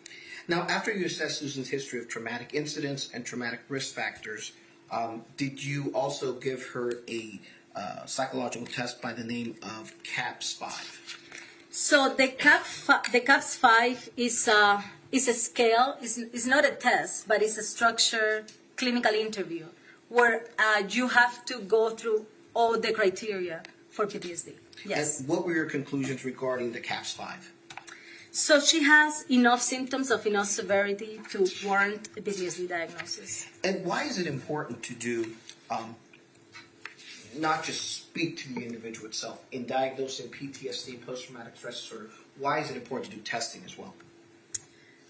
Well, obviously, in forensic context, individuals may have a motivation to not be honest, right? And they may have a motivation to exaggerate their symptoms. There's other individuals who might underrate their symptoms, underreport their symptoms. So when we assess PTSD, it's important to look at different sources of information. So I'm not just trusting what she's saying. I'm talking to Ellen, and I'm going to see if this is consistent with what Ellen is saying. I'm also going to see if there are records corroborating that. I'm also going to see if there is the possibility that she's exaggerating symptoms, and I'm also going to do objective testing. And these symptoms based on the CAPS-5 lasted over 50 years? Yes, so she's indicating that she cannot pinpoint the moment in which these symptoms began, that she's always had these symptoms. But I did discuss, so like there are different ways of assessing PTSD. One is, do you have the symptoms now, the active symptoms now? And there is another way in which I can look at the worst month. And what this will do is it will give me a lifetime diagnosis. Does this person have PTSD? Is there a lifetime diagnosis? And she has a lifetime diagnosis. Yes. She indicated that the worst time was at around age 20. This is the first time that she's leaving her father.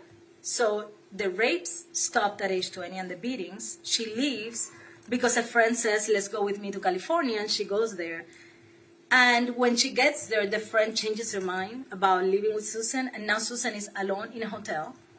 And all these symptoms become unbearable for her. And she doesn't have a job. She uses work as a coping mechanism. She's been a very hard worker since age 14, right? So now she doesn't have a job, she doesn't have social support, and she cannot sleep, she's experiencing flashbacks, she's experiencing nightmares. Okay. Did you also give another measure by the name of Trauma Systems Inventory? Yes, the Trauma Symptom Inventory 2 is a measure of trauma-related symptoms. Now, this test is really about present functioning. It's going to just tell me, does the person within the last 6 months has experienced trauma-related symptoms? So it's not used to diagnose PTSD, but it's telling me these are potential symptoms for treatment. And it was a valid profile?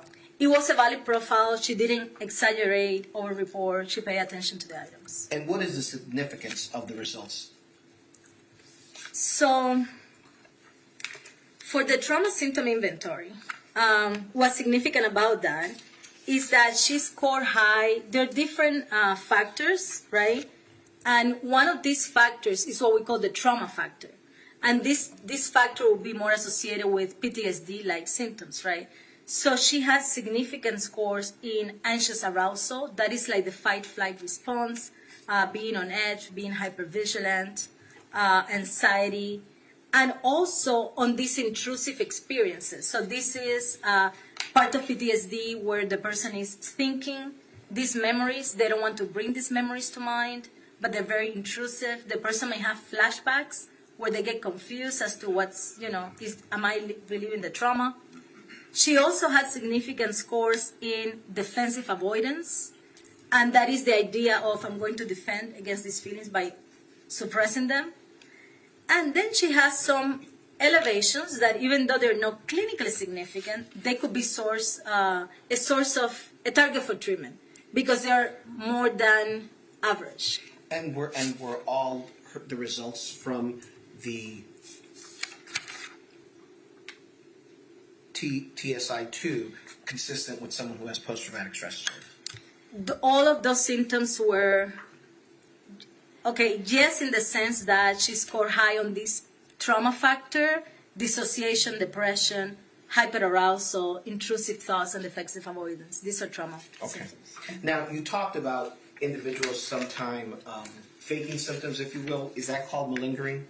Yes, when we create symptoms that are not there, or we exaggerate symptoms. And in the forensic setting, like we're in right now, is it important to test for malingering, to make sure that someone's not lying to you, basically? Correct. Or exaggerating symptoms? Correctly. And did you assess malingering for Susan? I did.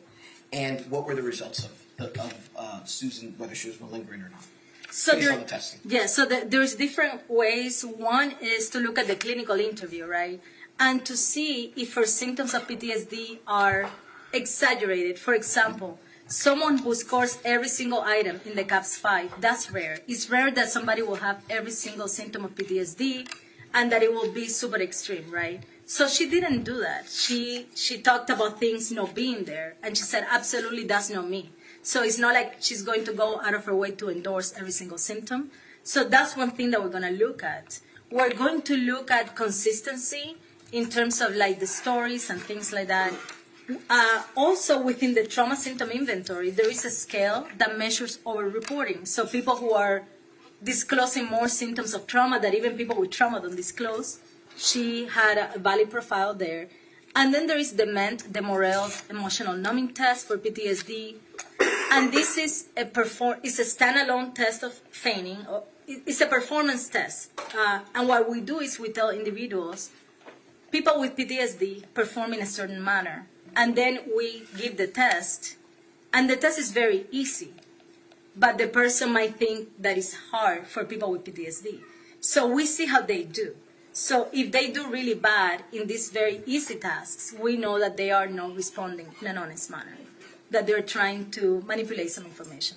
And she did just fine in all. She did fine. She didn't.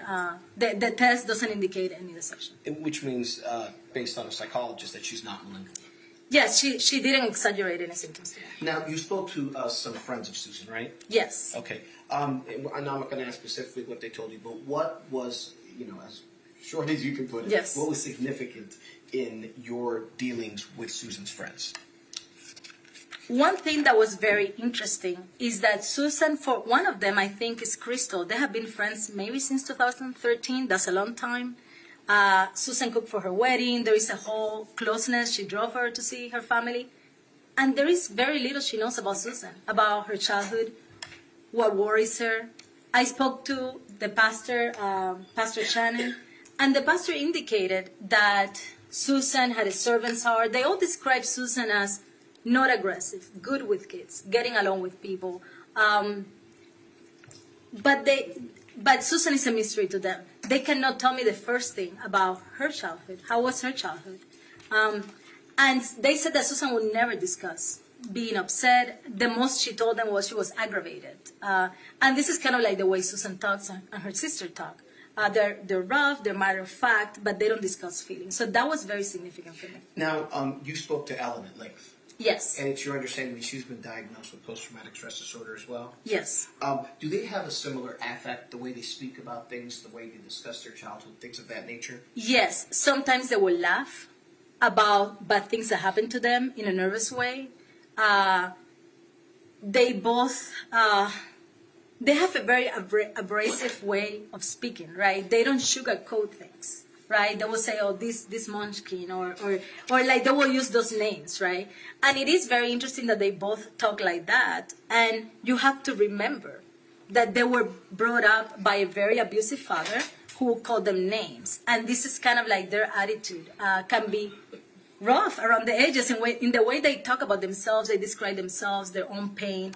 There is sometimes an emotional disconnect, but they both care deeply about people. It's just like the way they talk. They have difficulty regulating that sometimes. Now, specifically to the incident, what did Susan tell you about her functioning during the 18 months or so before her arrest? Susan indicated that what came up the most is her being unsafe, her being afraid. It's interesting as well because she talks about the children of the victim, right? And she talks about being afraid of them or engaging in these arguments with them, right? So she's saying that they were coming to her window, that they were screaming, and that she was being triggered. And Ellen remembers telling her this, I'm being triggered, but not explaining, not going in depth as to what that was, Now, in regard to someone that has post-traumatic stress disorder, you diagnosed Susan with post-traumatic stress disorder. Correct. Why would things that for some people find insignificant, why would that, things like what Susan was saying trigger her, why would that trigger her? So Susan actually told the police when she was arrested that when the children were making noise, she was thinking of her friend Colina, who was murdered. And even though she never heard her scream, she could imagine that. And Colina kept coming into her mind, right? So for individuals with PTSD, when they encounter a reminder of the trauma, they might overreact and they might feel endangered. So one time she's in a place and she sees a man with a kid. So she becomes triggered because she thinks of her father. And sometimes she cannot even tell why she's being triggered, you know. So she's in the safety of what she thinks of her home, and she's saying that the kids are coming up to her window and doing things. And she cannot explain that this is, she told the sister at one point, this is triggering, but this is not the story. She's telling everybody because she's very private. But she told me that she was becoming unsafe, that she felt her privacy was being invaded because they were looking through the mailbox, that at some point she had to go to change her tire multiple times because they put something on her tires, that they put marbles so she would fall.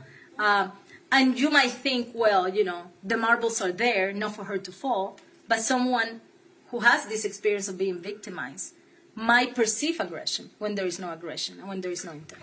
Did you find any documentation regarding Susan's functioning within 3 months of the incident?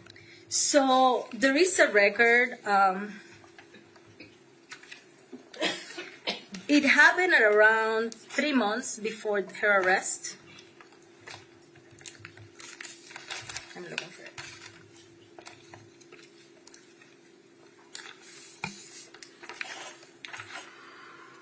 So, yes, it happened on March 14, 2023, right? And she went into a tire place, a place thinking it was a tire place, but it was actually a parking lot, and the door locked. And the way she explained it to me is she felt that someone was going to rape her, even though there was nobody around. So she had this sense of someone is going to attack me and rape me. And then she rammed her car against the fence to get out of the place. And at that point, somebody let her out, and then the police came and talked to her, and she explained, and she said, I have PTSD. That was one of the things that she indicated. And that was 2.5 months before the death of Miss Owens. Correctly. And is that consistent with someone who has post-traumatic stress disorder? Yes, because she, even from the calm moment where she's talking to me, she's indicating this is irrational. How come somebody's going to rape me if there is nobody around? But she felt this hyperreactivity, this impulsivity, and that's she wanted to escape. Did you ever speak with Susan about the incident? Yes. And what did she tell you?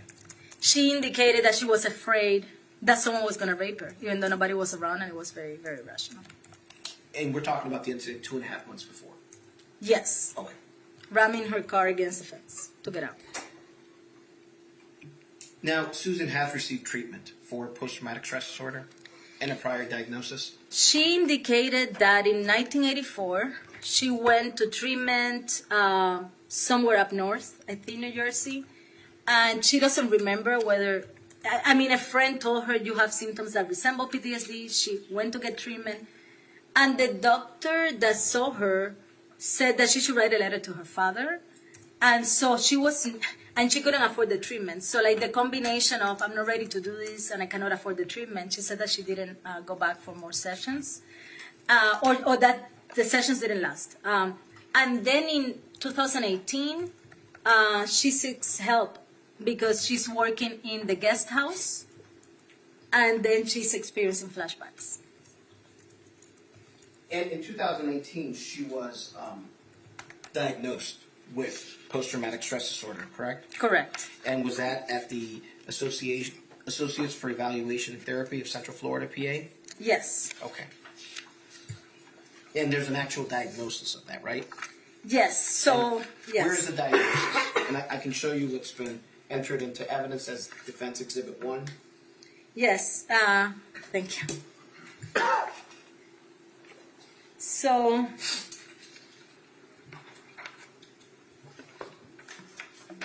when you look at the bottom of, there is 1, 2, at the bottom of the third page, it says diagnosis F43.12, that is PTSD.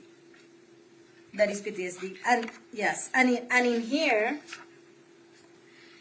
they mention problems with the siblings as well, her medical issues as well. and that the reason she's visiting, or there is a handwritten note indicating that she was triggered 3 months ago by patient relating story of rape of family members. So Susan was working in the guest house. She's working in the kitchen as a chef. And then people who are in this rehabilitation center are gathering around the kitchen, and one of them is talking about being raped by a family member. And she had a flashback where she kind of lost contact with reality. And so that was very distressing, and she sought help. It indicates that she's having sleep problems. And I see there's a diagnosis 543.12 PTSD chronic. Yes. And is that the diagnosis that you were speaking of before? Yes. So sometimes in the old DSM, in the DSM we would put these codes, right, that indicate the disorder. And this is done with the previous DSM, not with the current DSM.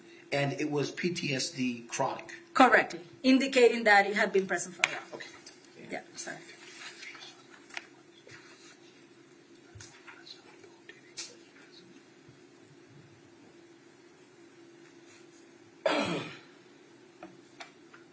So to conclude, what is your diagnosis of Susan Lorincz according to the DSM-5 TR? Post-traumatic stress disorder with panic attacks and dissociation. Okay. And we've already spoken about panic attacks and dissociation, correct? Yes, this is just to say that these are additional challenges within her diagnosis. In your opinion, was she impacted by her long history of trauma and family dysfunction? Yes. So Ms. Lorincz has a long-standing history of psychological trauma and family dysfunction, neglect, psychological abuse, childhood adversities, and post-traumatic stress disorder and depression. She has difficulties with self-isolation.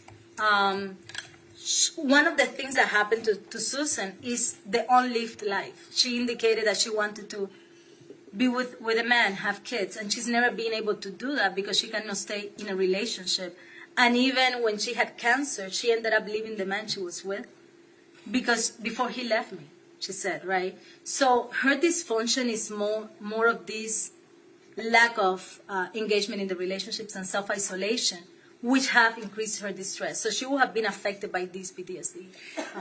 In your opinion, in June 2nd of 2023, when she shot Miss Owens, was Susan's capacity to appreciate the criminal nature of the conduct or to conform that conduct to the requirements of the law substantially impaired? So with the caveat that I have her narrative, right, that's what I have, it would be my opinion that yes, that her ability to appreciate the criminality of her conduct or to conform her behavior will be substantially impaired because she's perceiving that her life is in danger. She's perceiving that the locked door with a bolt will not hold, and that Miss Owens is going to victimize her. She describes shaking. She describes being overcome by fear. And in that moment, there is a lack of consideration for what's going to happen next. Her thoughts are very simplistic and focused on getting out and being on survival mode. Now, some may argue that Ms. Lorinc's actions on that day were an overreaction of what was occurring. Would her having post-traumatic stress disorder affect how she viewed and saw the event and any overreaction that she had? Yes, so definitely PTSD is going to rewire us, reshape the way in which we look at the world. If I get attacked after leaving this courtroom, I'm going to feel I'm damaged goods. I don't have a place in this world. The world is dangerous. So she's experienced this since age 4 to 20 to later on different events. So she's going to be impaired in that sense. And there is a hypervigilance and there is a focus on threat with PTSD. She describes walking in the street and there was a gentleman who wanted to ask her out and she was running away from him because he's going to rape me. So there is once again this idea that even benevolent behaviors might be perceived as dangerous under stressful circumstances. Okay. Now, Judge Hodges has heard from 3 different friends of Ms. Lorincz today. and they described her as a non-aggressive, very helpful, very kind, very giving, very loving person. How is it that a person can be described as that, having post-traumatic stress disorder, yet be capable of an overreaction if like occurred on June 2nd, 2023? So one specific thing that I ask her friends is if they have ever seen Susan in a moment of danger or stress, and they indicated no. She sees Pastor Shannon at church. She sees her other friend in the context of safety. And Susan's behavior on this day is more a contextual. So when we look at violence and when we look at how violence happens, violence is very contextual, right? It's something that happens in one moment in time. Susan, during moments of stress and danger, tends to freeze sometimes, right? So when her father was raping her, when her brother was abusing her, when the landlord was abusing her, she would freeze. When she was beat up by her boyfriend, she froze and then left. And this freezing is this way of saying, there is no escape. If I cannot fight and I cannot fly, I freeze, right? And that has evolutionary use. Then we see Susan in a situation where she cannot freeze, which she thinks she's going to get raped 3 months or 2.5 months before. She escapes, right? So she's not really staying in the situation, you know. In this situation, sometimes when the situation is highly volatile and highly dangerous, the person doesn't freeze, fights, especially when there is no escape. And that could be the reason why they've never seen her under conditions of stress. And did Susan indicate to you that on the day in question she felt that she could not escape, that she could not leave the situation? She indicated she felt trapped. She said just the way she described her thoughts. Remember, like when we experience psychological trauma for a person with PTSD, that part of the brain that thinks and reasons and is like, hey, this is not as dangerous, like it assesses the situation, goes offline. So her thoughts are very simplistic. When she describes her thoughts to the police, they don't have this narrative component. It's like, get out, leave me alone, go away. So like these are very simplistic thoughts, which are very consistent with somebody under a stressful situation who has PTSD. Now, obviously, PTSD is a mental disorder. Yes. Does Susan require specialized treatment for PTSD? Yes. So individuals with PTSD benefit from treatment, right? And there are many lines of treatment. But I will say one of the first lines is antidepressants. I'm not a psychiatrist, but that's part of that. But that medication is an adjunct to psychological treatment.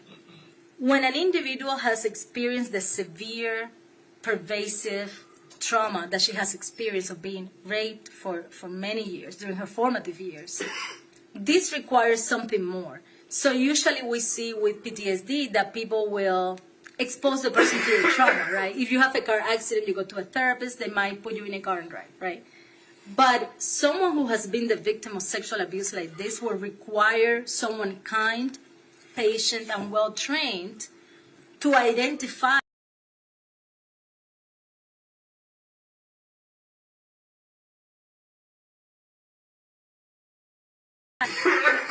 Yes, Susan doesn't have any condition that would keep her from benefiting from treatment. Intellectually, she can benefit from treatment. She says that she wants to experience treatment, right? Treatment has not been very helpful in the past, in part because of these trauma symptoms, of this idea that I cannot trust my therapist. She doesn't trust providers in the jail, so that's an issue there. But yes, she can benefit from treatment, and she can recover. And she can recover? Yes. With the right treatment? Correctly. Was Susan's behavior and actions the night in question consistent with someone suffering from PTSD? Yes, so with her narrative, right? She's indicating that she was shaking, and that would be consistent with a body that is full of stress hormones, adrenaline. The simplistic thoughts that she's describing of just get out, the idea that she believed my life is in danger and the door will not hold. That was a big thought in her mind, that the victim was going to come through the door. And this narrative isn't just what she told you, it's also what you told law enforcement as well? Yeah, it's been consistent. This is what she told me and what she told law enforcement as well. Are all the opinions that you have shared with us today within a reasonable degree of psychological and trauma-based certainty? Yes. Your Honor, I have no further questions. Smith? Yes, Your Honor.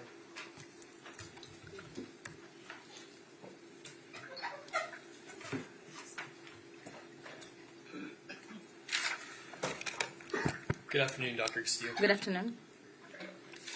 How many hours have you worked in this case?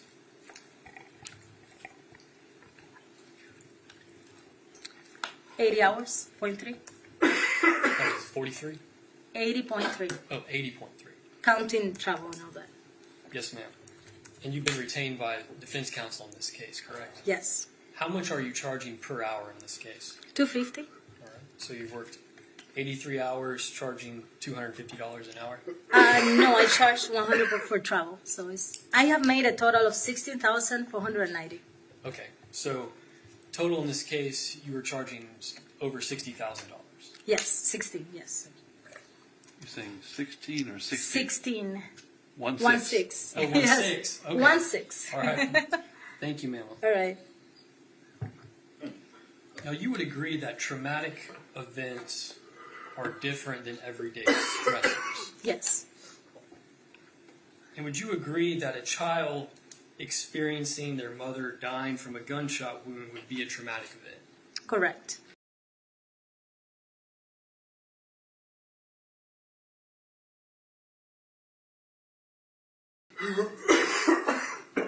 What were the dates that you saw the defendant in this case, Ms. Lorincz, if you can remember? January, February, and May. And so this crime happened in 2023, but you did not see her until 2024. Correct. I believe you stated here that Ms. Lorincz is a private person. She's not wanting to talk about private matters to people, correct? Correct. Would you agree that someone not wanting to talk about matters would be a problem for any treatment for that person? It is a barrier to treatment, yes. And would you also agree that not trusting doctors or healthcare providers would be a barrier for treatment? It can be, yes. That's why I would expect that. And would you agree that in this case, the defendant, Ms. Lorincz, in the situation in her neighborhood, that she engaged in arguments with children? Yes. She did not avoid children or the problems in the neighborhood. Did she avoid problems? She indicated that there were times where she would be home trying to avoid problems in the neighborhood, yes. But there are also times you would agree that she engaged with people in the neighborhood about the issues. Yes. And you talked about an incident that happened a couple of months before this incident where the defendant drove through a fence and she told someone that she was triggered because she thought she was going to be raped, correct? Yes. Are you familiar with the context of that statement, of when she made that and who she made that to? I think somebody went to her house and she made that statement. Would you agree that that context of that statement was made by the defendant while the Marion County Sheriff's Office was investigating a criminal mischief incident? Yes. Thank you.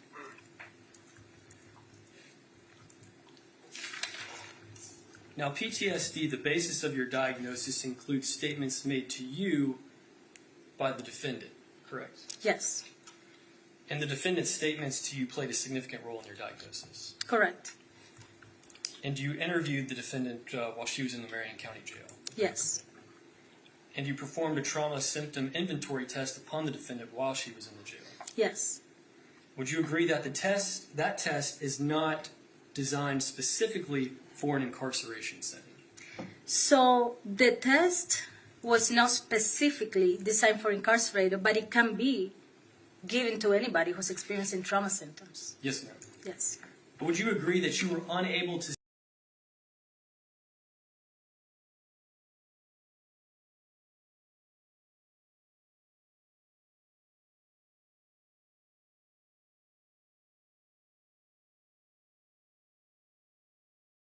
traumatic incident. So it's just what this person is experiencing now. And Yes. by the time you had seen her, she'd been in the jail for about 6 months. Would you agree? I don't know how long, but she had been there a while, yes. Okay. And so there's no way to conclusively exclude what she's been experiencing in jail when she's responding to your questions. Yeah, like I said, these are not tied to any specific event. Yes, ma'am. And would you agree that sometimes during the interviews, the defendant gave vague and superficial information? Most of that superficial information, though, was about her relationship with men and things like that. So she was cooperative, but there is a big part of being a victim of childhood abuse and avoiding the pain. It's part of the PTSD. But yes, there were times in which she was vague, more vague. Yes, ma'am. And you would also agree that you did not explore the actual shooting with the defendant? Correctly, yeah. Yeah, you did not. No. I mean, she talked about the shooting. I didn't go play by play, but she did talk about it. But you did not explore the actual shooting with the defendant? Correct. All right. And you did not ask the defendant whether her intrusion symptoms occurred at the time of the shooting, did you? Correct.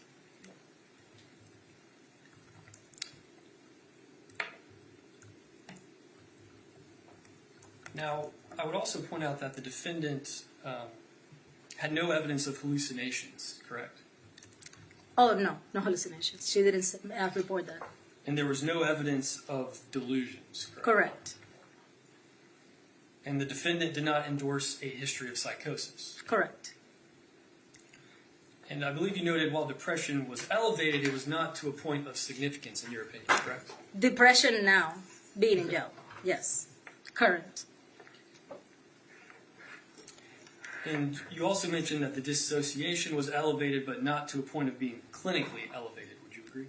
The dissociation now. Not the dissociation as a child. Yes. But when you were talking to her? Yes. In the moment that I was talking to her, she was not significantly depressed, and she didn't have significant dissociation, according to the trauma symptom inventory. And you would agree that the defendant was stable when you saw her? Yes. And you reviewed medical records from the Marion County Jail, correct? Yes.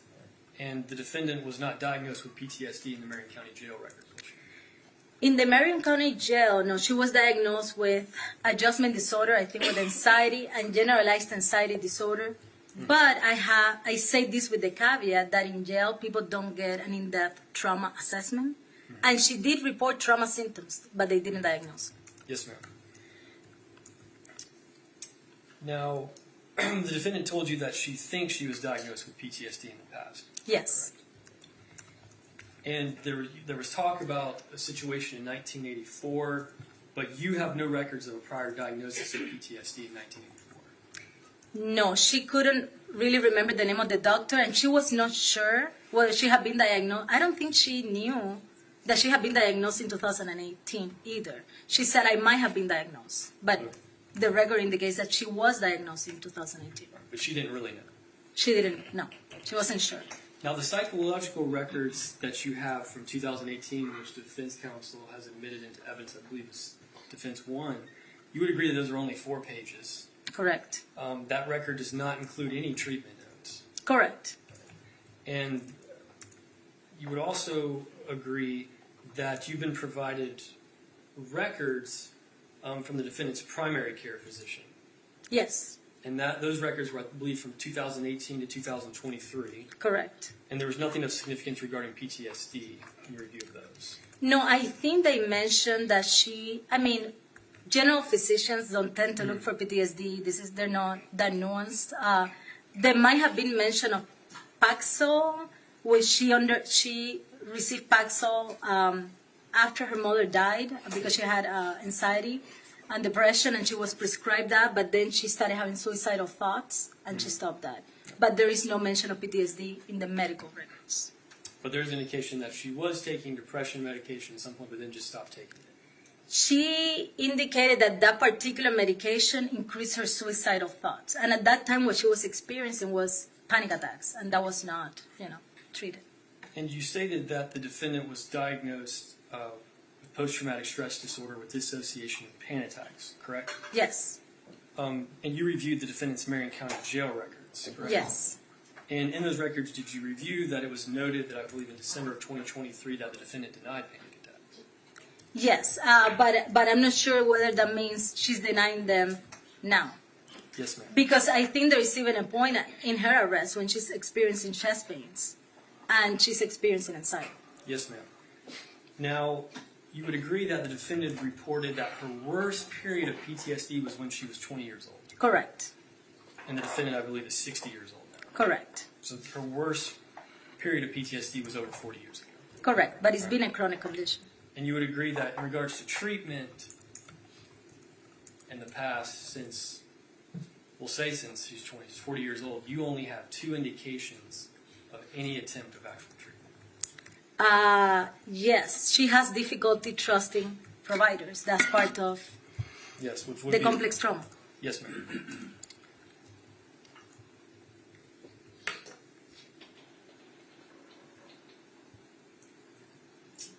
And in 2018, the defendant said that she was triggered by someone telling her about a story of rape, correct? Correct. And you would agree that rape was not an issue at all in this case?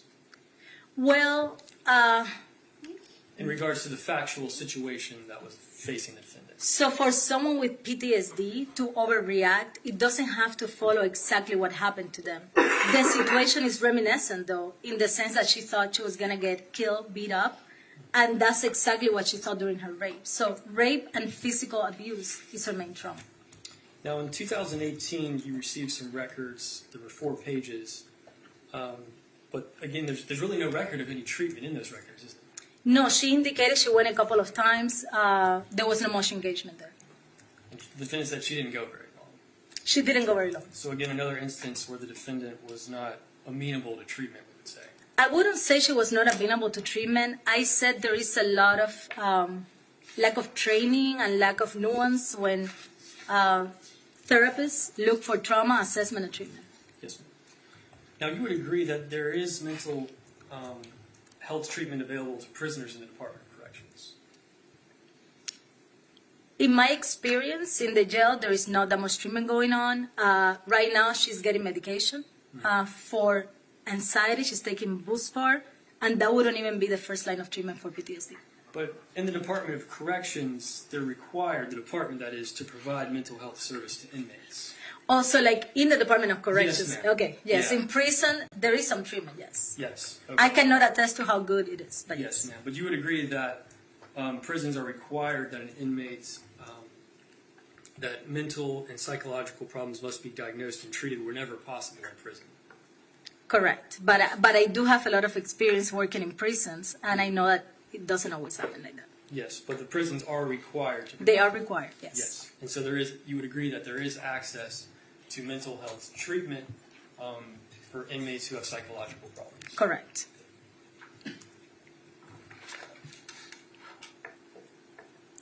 And you would agree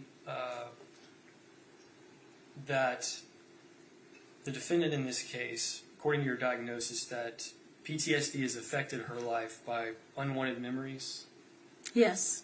unpleasant dreams, Yes. and avoiding intimacy and avoiding relationships. Yes.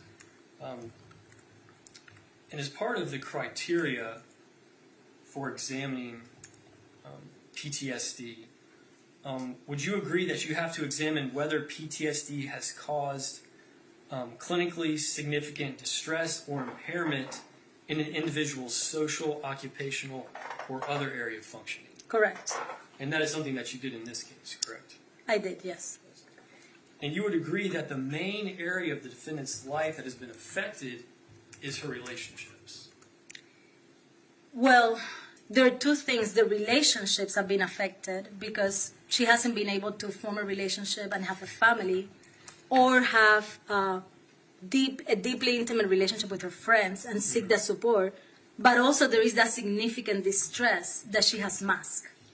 So she has the distress, which is part of that, and she has a disturbance in her relationships. But in reporting to you, you would agree that the defendant's primary concern was that because of PTSD, she missed out on things like having a husband or having a family. Would you agree? And having friends that can support you, because the best way for us to really regulate our distress is talk to a friend but she hasn't been able to open up even to friends with whom she feels safe.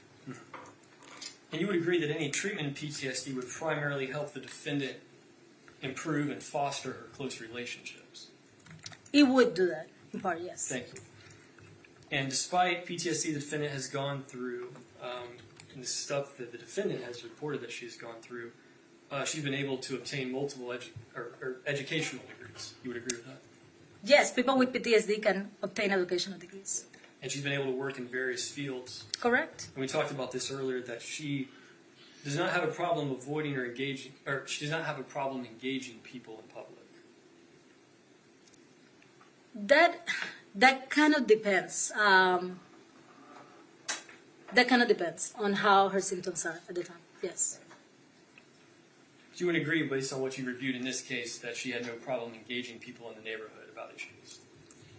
She engaged people. She indicated that she was seeking support, that she didn't get support. She was trying to talk to the police. So there were like things that she did to solve the situation, according to what she told me. Yes. Yes. Thank you. Your Honor, if I may just have one moment. Yes, sir.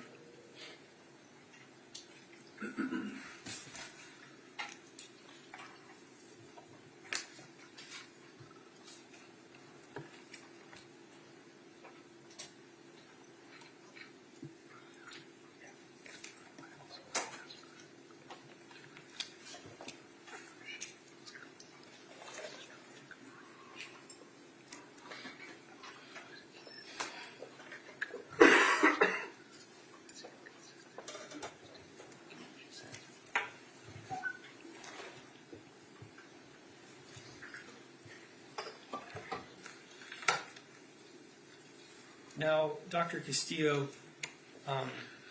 you were asked about an opinion as to whether the defendant's capacity to understand what was going on the night of the incident was at all affected by PTSD. And you provided an answer, but would you agree that back in your deposition in June of 2024, you were asked if you have any opinion as to whether or not the capacity of the defendant to understand what was going on the night was affected by her PTSD, and you answered no. So I indicated that she didn't have difficulty understanding what was going on. What she had difficulty was appreciating the criminality of what was going on, considering her options, and she couldn't conform her behavior to the requirements of the law. But you would agree that the defendant had no problem understanding what was going on, correct? Yes, there is a difference, though. I mean, she didn't have insanity, or she was not psychotic, but there is a way in which PTSD can overwhelm and override your ability to think and consider options. You would agree that the defendant, when she talked to law enforcement or talked to 911 calls in this case, when you talked to you, that she was able to recount what happened? Yes, she knew what happened, yes. And you would agree that the defendant, during her interview, she would mention a time where she went over to actually confront the victim in this case, Miss Ajike or A.J. Owens. Do you remember that? Could you remind me what time? If there's a situation where Miss Ajike Owens was saying something about the defendant actually goes over to confront Miss Ajike Owens about what was said. I don't quite remember. It is possible. They have various interactions. But you would agree that if someone who has PTSD may want to avoid a situation, actually going over to someone and confronting someone about an issue would be inconsistent with avoidance behavior? Well, a person can approach somebody that they, okay, there is a time in which Miss Lorincz says that Miss Owens threw a sign at her, and she was really surprised that this happened. It's not like she thought this person was dangerous all the time, or she avoided her all the time. It's not like that. When she talks about avoiding, is the thoughts of her father beating her and raping her and those kind of situations. But with Miss Owens, there have been interactions where she has not avoided her. It was more about she feeling the banging on the door, the walls like shaking, and she feeling like she's going to kill me. It's that moment. No further questions, Your Honor. Redirect. Briefly, Your Honor.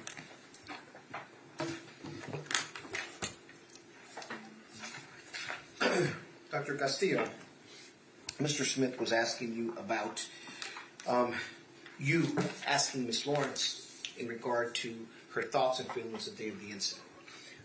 You did speak with Ms. Lorincz a little bit about that, correct? Yes, I mean, I didn't explore play by play, what are you thinking and all of that, but she did talk about what happened that day, yes, and what was going through her mind. But specifically, you reviewed the two different statements that she gave to law enforcement the day of the incident and then a couple days after the incident, right? I reviewed all the statements she gave to the police, yes. And you relied on that for some of your opinions in regard to what she was feeling, what she was fearing, what she was experiencing when Ms. Owens was pounding on that door, right? Correct.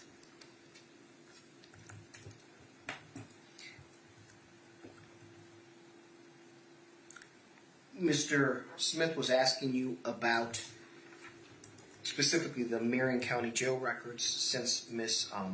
Lorincz has been incarcerated since June of 2023. And you indicated to him that she has reported trauma symptoms. Correct. However, the jail has not done a full evaluation for trauma. Correct. She reported flashbacks, hyperarousal, nightmares, all of these trauma symptoms and a trauma history. But no full analysis has been No done. full analysis has been done. Mr. Smith was asking you about the medical records specifically, and there not being any mention of trauma indicators or trauma symptoms in her medical records. Correct. Now, do the regular physicians, the ones that look at, if your foot's broken or if you're having issues with your gastric bypass surgery, etc., like Ms. Lorincz went to see physicians for treatment, do they typically assess for PTSD, for trauma-based situations, for trauma-based mental health disorders? No, in my experience, medical doctors don't really routinely assess for psychological trauma. And you mentioned that the PTSD that Ms. Lorincz has is chronic. She has chronic PTSD. She has experienced the symptoms since age 4. You also mentioned that Mr. Smith was asking you questions about Ms. Lorincz and how she has had problems trusting providers. Correct. Is that consistent with someone that has post-traumatic stress disorder? Yes. So when I conducted psychotherapy with survivors of abuse, part of the challenge is to talk to them in a way that decreases their defensiveness, because this is a natural process. It's almost like trying to save somebody who's drowning, but the person is trying to hold on to that defensiveness, which is the lifesaver, because that's what they know. What has helped her survive is to isolate herself and not let people hurt her. So as a treatment provider, I know that individuals with childhood trauma can be difficult patients, and that's why we need to have those skills and that training to be able to break through that. And you have reviewed many different records from the Department of Corrections throughout your career? Correct. On many different individuals? Correct. Is it your opinion, based on your specialization in trauma, that the Department of Corrections does a good job of dealing, evaluating, and treating individuals that have trauma-based disorders, just like Ms. Lorincz has? No. I was also the chief psychologist in the Miami-Dade County jails, and we dealt with a lot of standards for prisons. And no, most of the time they're talking to nurses. They're not receiving trauma-specific treatment. And it's very hard to get this kind of treatment even in the community if you don't go to a place that specializes on complex trauma and understands what they go through developmentally. And Mr. Smith was asking you in regard to what you testified to in your deposition in regard to Ms. Lorincz understanding Correct. what was going on. What is the difference specifically between understanding right and wrong, etc., and specifically Susan's capacity to appreciate the criminal nature of the conduct or to conform that conduct to the requirements of the law substantially impaired at the time of the offense? So understanding is about knowing, right? Understanding is about, do I know that what I did is right or wrong? And this is a criminal responsibility question for a sanity defense, right?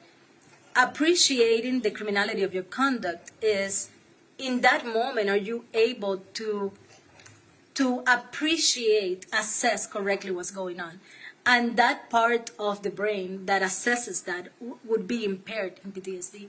That ability, you are overcome by fear for your life. There is a heightened sense of being in danger and being unsafe, and you're about to be killed. So in that moment, all that consideration goes out the window. You're not thinking about those things. And all the trauma that Susan has endured throughout her entire life that's been corroborated by records and individuals that you spoke with, all that trauma she experienced were things that were completely out of her control. Correct. So yes, she didn't choose to be raped, beat up. She didn't choose to experience all these events. And this self-isolation is part of a consequence of that psychological trauma. Okay. Your Honor, I have no further questions. Thank you, Dr. President. Anything else? No, Your Honor. All right. Thank you very much, ma'am. Thank you. Any additional witnesses? No, Your Honor. Judge, I believe Ms. Lawrence would like to give a statement.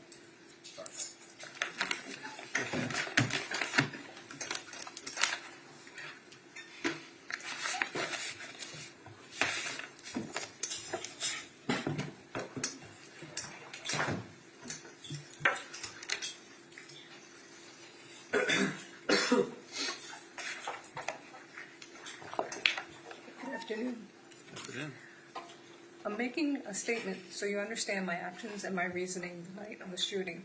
My medical disabilities. I've had 25 knee surgeries on my right knee.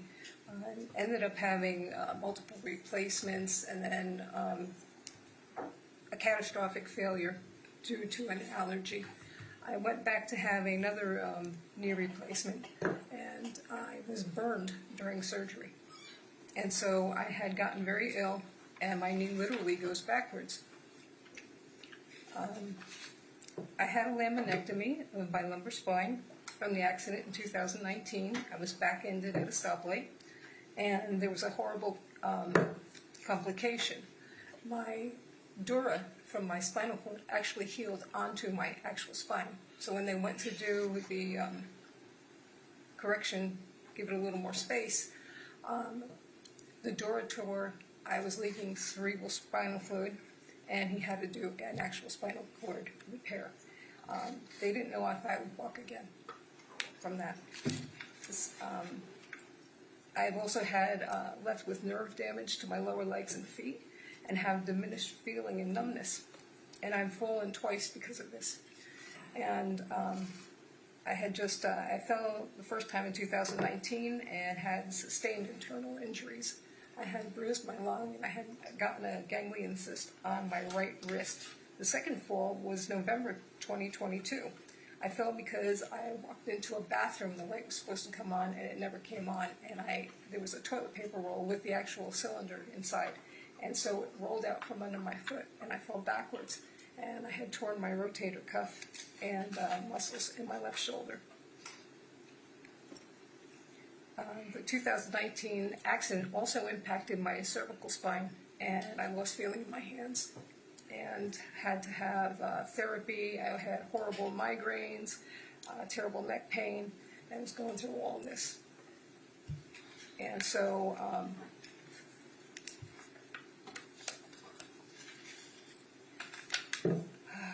I also have cataracts in both eyes, and the one on my left is progressing faster, so it looks like I'm going through Vaseline on a lens. And I have some heart issues and high blood pressure. And there's a reason why I'm telling you all this.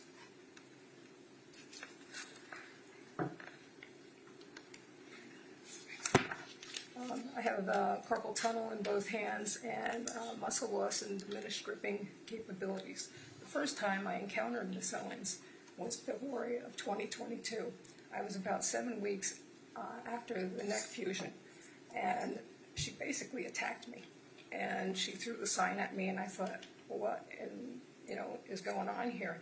I didn't expect to be confronted like that. And I had a huge red scar on my neck at that point in time, and she's screaming at me, and she keeps coming closer and closer and closer. I'm backing up, and then she's trying to rip the cell phone out of my hands. Finally, I had to, say, you're trespassing, you really need to leave.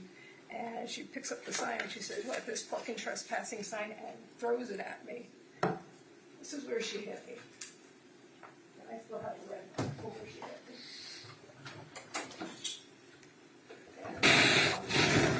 And, I've never ever dealt with someone who was that violent that quickly. And so I was terrified of this woman, literally terrified. You know, I've never had anyone, the first time I've met them, throw something at me and get so physically abusive.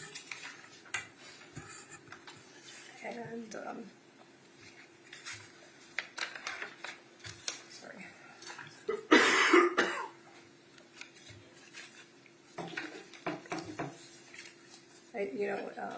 People are saying I wasn't afraid. I wasn't afraid. I was horrified. And when she was banging on that door, it was just so loud in the house. I could not hear what she was screaming.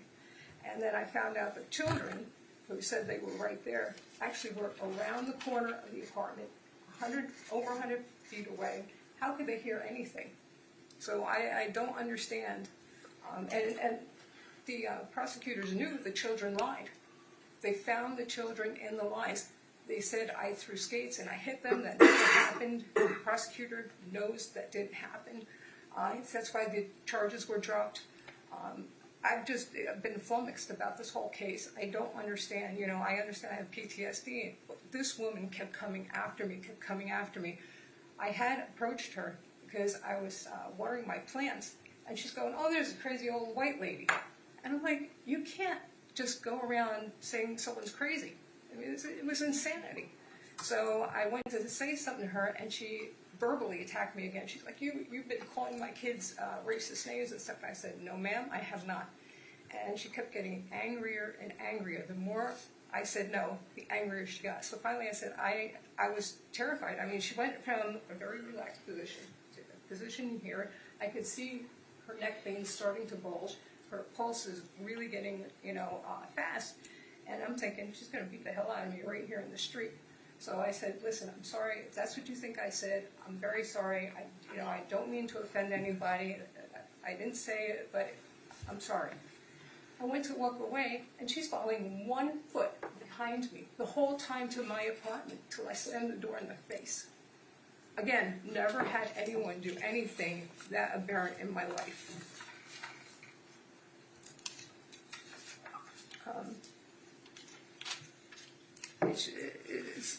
It's like I said, it's been a nightmare. Then Detective Stitz says that Isaac had come, was one of the 3 children. I told him no. But he still put it in the report that this child was there. The child was never there. I have never spoken in my life to Isaac. I just haven't. I knew him by his association with his mother. Never spoke to the other little girl, and never spoke to the little boy Titus. Israel, I did speak to. He has been unbelievably rude, and it was a few days before Christmas 2022, and he was trespassing, and I'm like, "You need to leave, you're trespassing." And so he turns to me, he says, "You're old, you're white, you're all alone, nobody cares about you, you're worthless." And I'm like, oh my God. I didn't expect this from a 9-year-old child. And so I finally said, "You know what?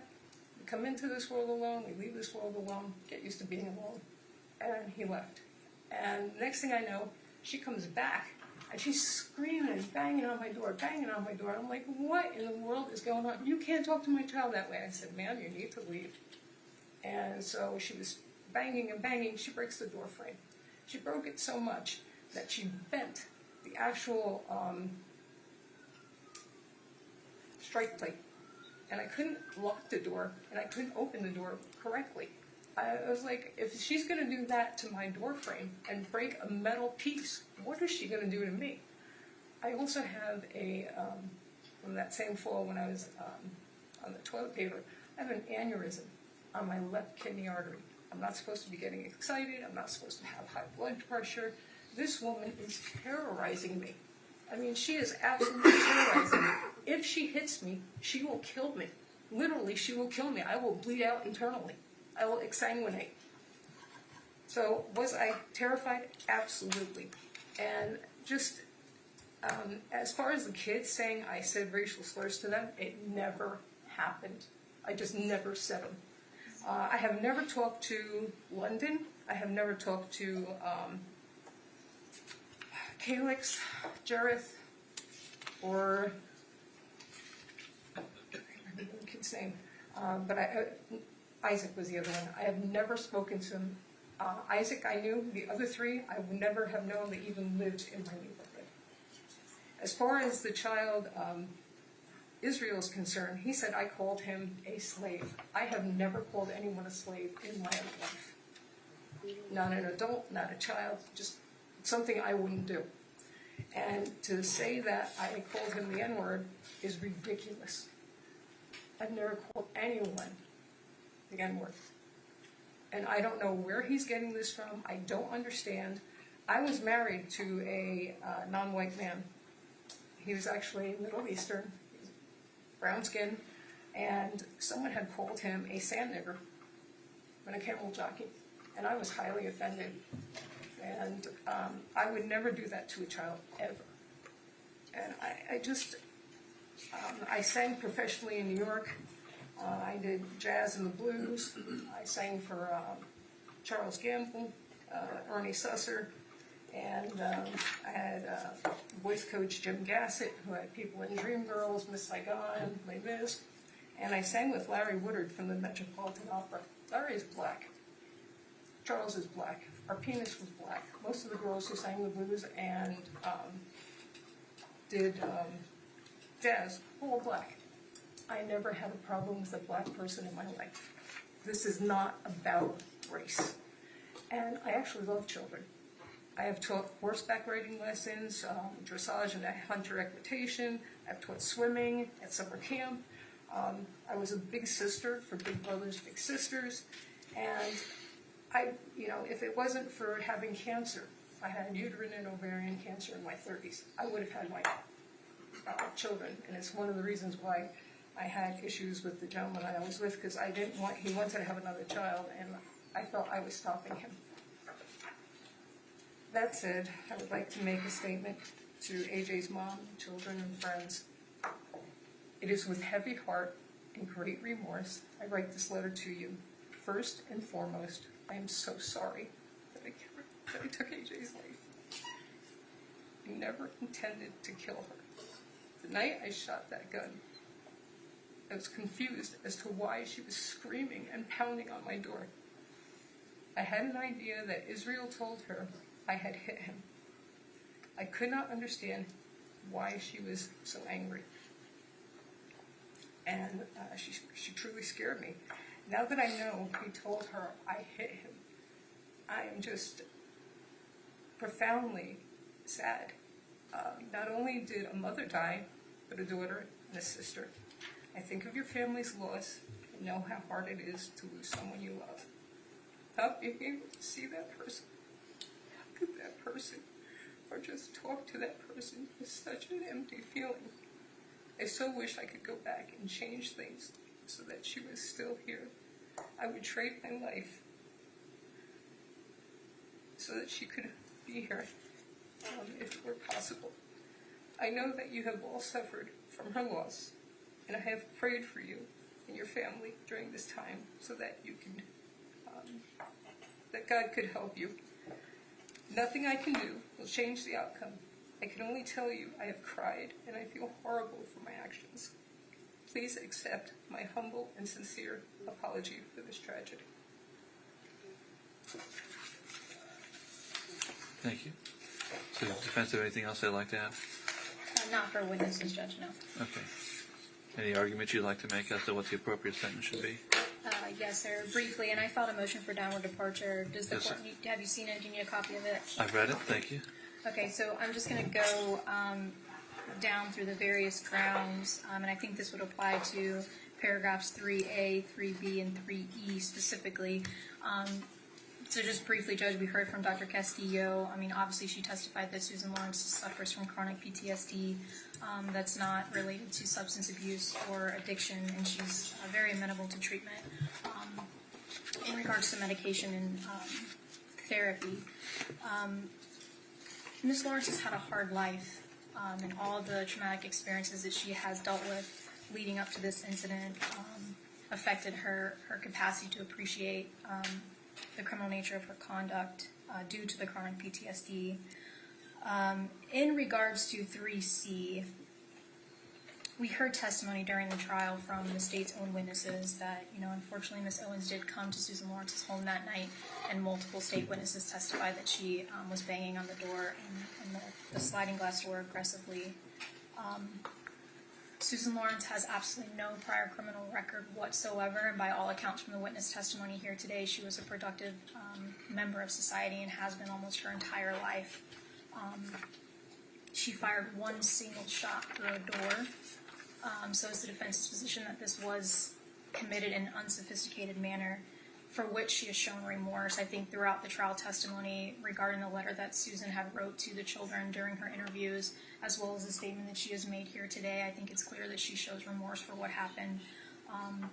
Based on all the testimony, we would ask the court to depart from the sentencing guidelines and sentence her to, I think it's 538 days credit time served and probation, so that she can get the mental health treatment that she needs as a condition of that. That's all that I have, Judge. So your recommendation is probation? Yes, sir. Credit for 538 days? That's correct, Judge. Is there any, from the state, is there any mandatory minimum, fines, fees, sentences that apply? No mandatory minimums, Your Honor. Okay. Yes, sir.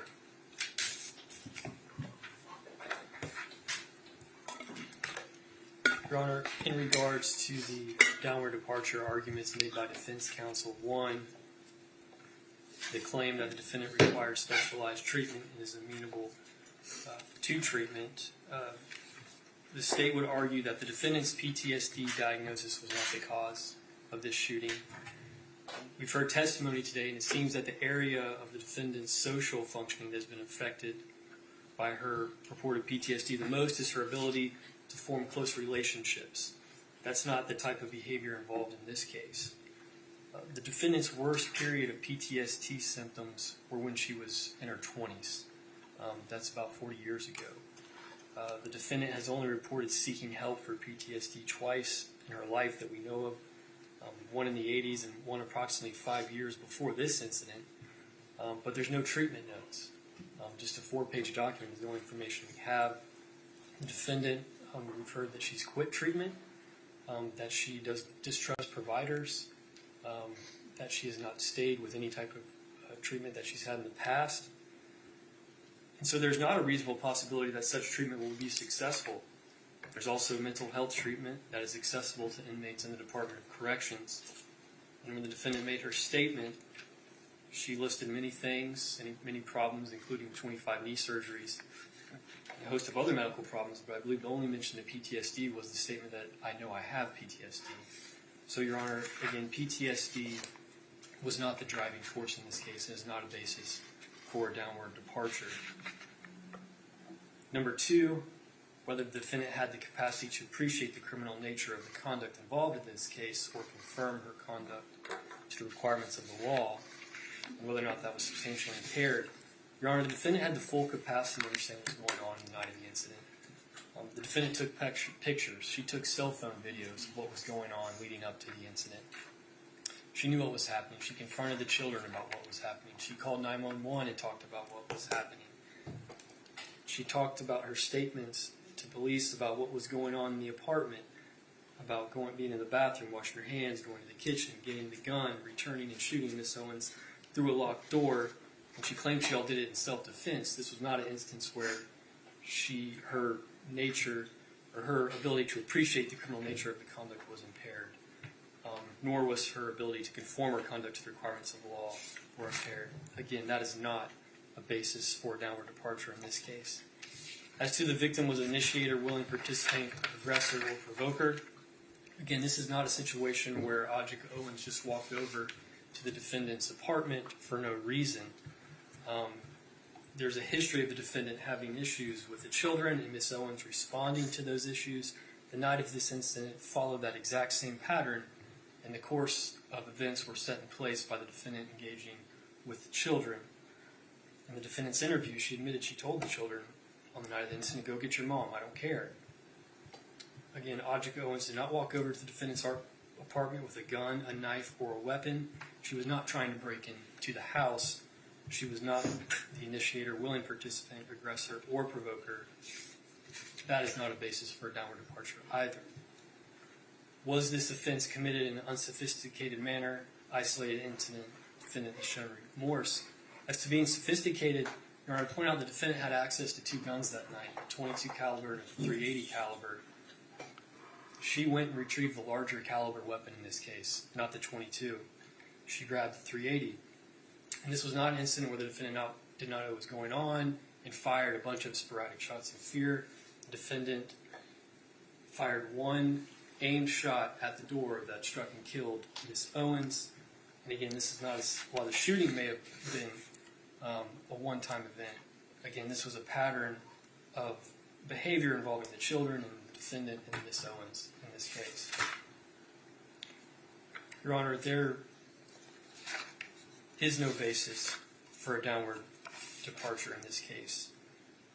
The defendant has failed to prove that there is a valid legal ground to support a downward departure. Based on the totality of the circumstances, the court should not depart. The defendant took the life of Ajike Owens, a 35-year-old mother who was her neighbor, and Ms. Owens was a mother of 4. The interests of justice are best served by sentencing the defendant to 30 years in the Department of Corrections, which is the maximum sentence in this case. So in addition to 30 years in the Department of Corrections, the state would also ask for $100 cost of prosecution.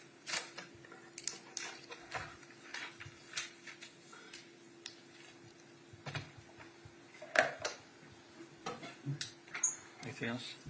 No, Judge, I just need to make a couple objections for the record. Sure. Yes. Okay. Judge, I just want to object to adding the 18 additional points on the score sheet for the firearm. Just in case this becomes an issue with the case law down the line, she's already charged and convicted of manslaughter by use of a firearm, which in and of itself enhances it to a first-degree felony. So adding the 18 additional points I think would be improper, so I wanted to object to that. And then also there was a PSI done in this case. Where is that? Where is that at? On the score sheet, I think it's on the second page. I believe so, Judge. What is the state's position on that 18 points? We believe that the 18 points is validly added. There was a finding made by the jury in this case, and I also have a case. I've given defense counsel a copy. I have a copy for the court. It's out the 5th BCA, Lewis v. State, 952, Southern 2nd, 1271 from 2007, which I believe is on point in this case, and states that in a situation like this, 18 points for use of a firearm is allowed. So I'm going to approach your honor. Yes, sir. All right.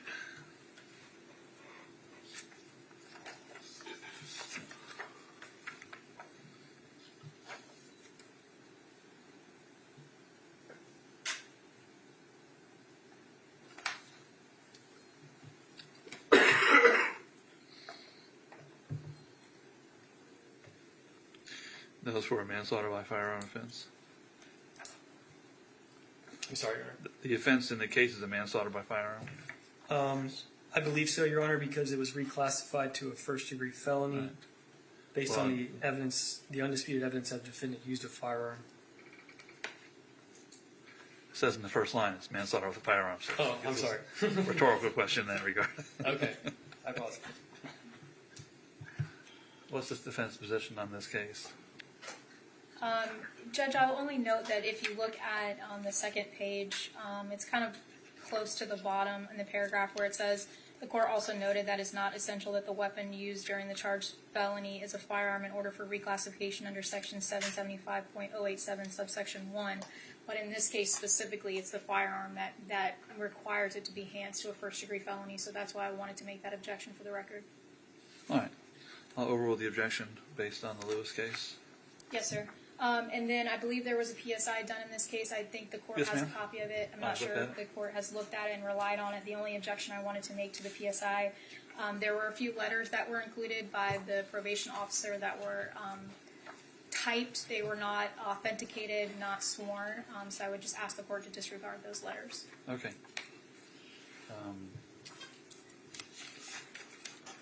I would just, it's in the PSI, whatever's in the PSI I've looked at. I don't generally look at letters and other things that are in PSI, and I didn't put any weight on them in this case.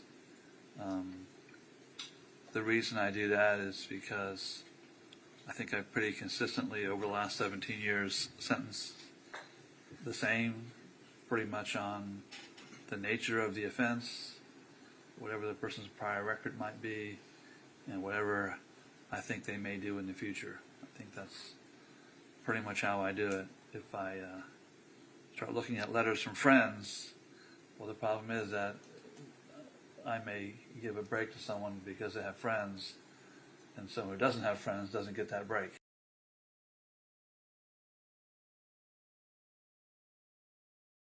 I think over that period of time, I do find that the defense has produced evidence that she would qualify for departure because she has for a mental disorder. I think they found. I find they've proven she has PTSD, which is a recognized mental disorder, and is unrelated to substance abuse or addiction, and that she is amenable to treatment. So I do find she would qualify for that departure. On your second one, the capacity of the defendant to appreciate the criminal nature of the conduct, I don't find there was sufficient evidence to prove that departure. There was no indication that she ever did not understand what she was doing, or that shooting at a person would be against the law, or that she couldn't conform with the law in any way. As a matter of fact, she seemed to be, prior to the shooting, calling the police. So it didn't appear to be any situation where her capacity was impaired in any way. I don't find there's evidence that the victim was the initiator, willing participant, aggressor, or provoker of the incident. Otherwise, although she was knocking loudly in this case, there was no real attempt to get in the residence. She kept asking her to come outside. So I don't find that that departure ground has been met. Despite the existence of one legitimate departure reason, even if she did qualify for the other two departure reasons, I would not depart in this case, because I find that the aggravated nature of this case and this offense and the harm inflicted outweighs the mitigation or the departure when I weigh the totality of the whole case. So I find that the seriousness of the offense outweighs any legal departures that could be applied in this case. I'm primarily looking at the harm inflicted upon not only the victim, who of course lost her life, but her family. She has 4 children, all of whom were present during the offense or somewhere in the general vicinity, or at least home. It certainly will have a traumatic impact on their lives for the rest of their lives. They'll live their whole lives without their mother, which I think is a very significant harm inflicted upon them by Ms. Lorincz. When I look at the nature of the offense, I find that the shooting was completely unnecessary in this case. Ms. Lorincz was behind the door was locked. She had already called law enforcement. They were en route. She knew they were en route. She was in a relatively safe position. For some reason, she went into her room and found a gun. She could have stayed in the room and put another locked door between her and Miss Owens, but she came back out, put herself in front of the door, and at the time she fired the gun through the door, she was safe. Miss Owens was simply, although she was clearly banging loudly and was probably very angry over the whole situation, it appears to be she was mostly demanding that Miss Lorincz come outside, which would indicate she had no indication of coming inside the house. So when Miss Lawrence fired the gun through the door, she did so knowing a person was directly on the other side of the door. And she knew that person wasn't a burglar, she wasn't a robber, she wasn't a rapist. She knew she was probably upset about the interaction with the kids, but she had arguments with her before, and no real harm came other than, I guess, a sign was thrown at her, a paper sign. And that's when she decided to shoot. I find that the shooting, when I listened to every aspect of the trial and every aspect of sentencing here, you know, it's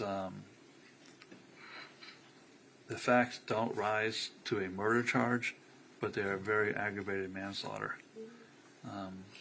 Because this case, the shooting was based, I find, more on anger than fear. And I think that's pretty well established in this case. So when I weigh it out, and believe me, I find that, you know, she's a victim of child sex abuse was a significant mitigating factor. And she has no criminal record, which is also a significant factor. However, we also have a tremendous harm inflicted upon this family and the victim's family. So what I'm going to do in this case is order she be adjudicated guilty of manslaughter with a firearm and order to serve 25 years in the Department of Corrections. With credit for 538 days. It's $100 cost of prosecution, $100 fine, court cost. Good luck to you, ma'am. You have 30 days to appeal. Is the defense requesting the appointment of public defender for purposes of appeal? Yes, sir. Just a few more things I want to put on the record. Yes, there ma'am. was never an offer by the state. The state had asked us to make any reasonable offers. Ms. Lawrence chose not to do that, just for the record. Okay. We also did not file a stand your ground motion for strategic purposes. That was also discussed with Ms. Lawrence as well. Just wanted to put that on the record. That's it, Judge. I'll appoint the public defender for purposes of appeal. Good luck to you, ma'am. Thank you, Judge. May we be excused? Have a very nice day. Thank you, Judge.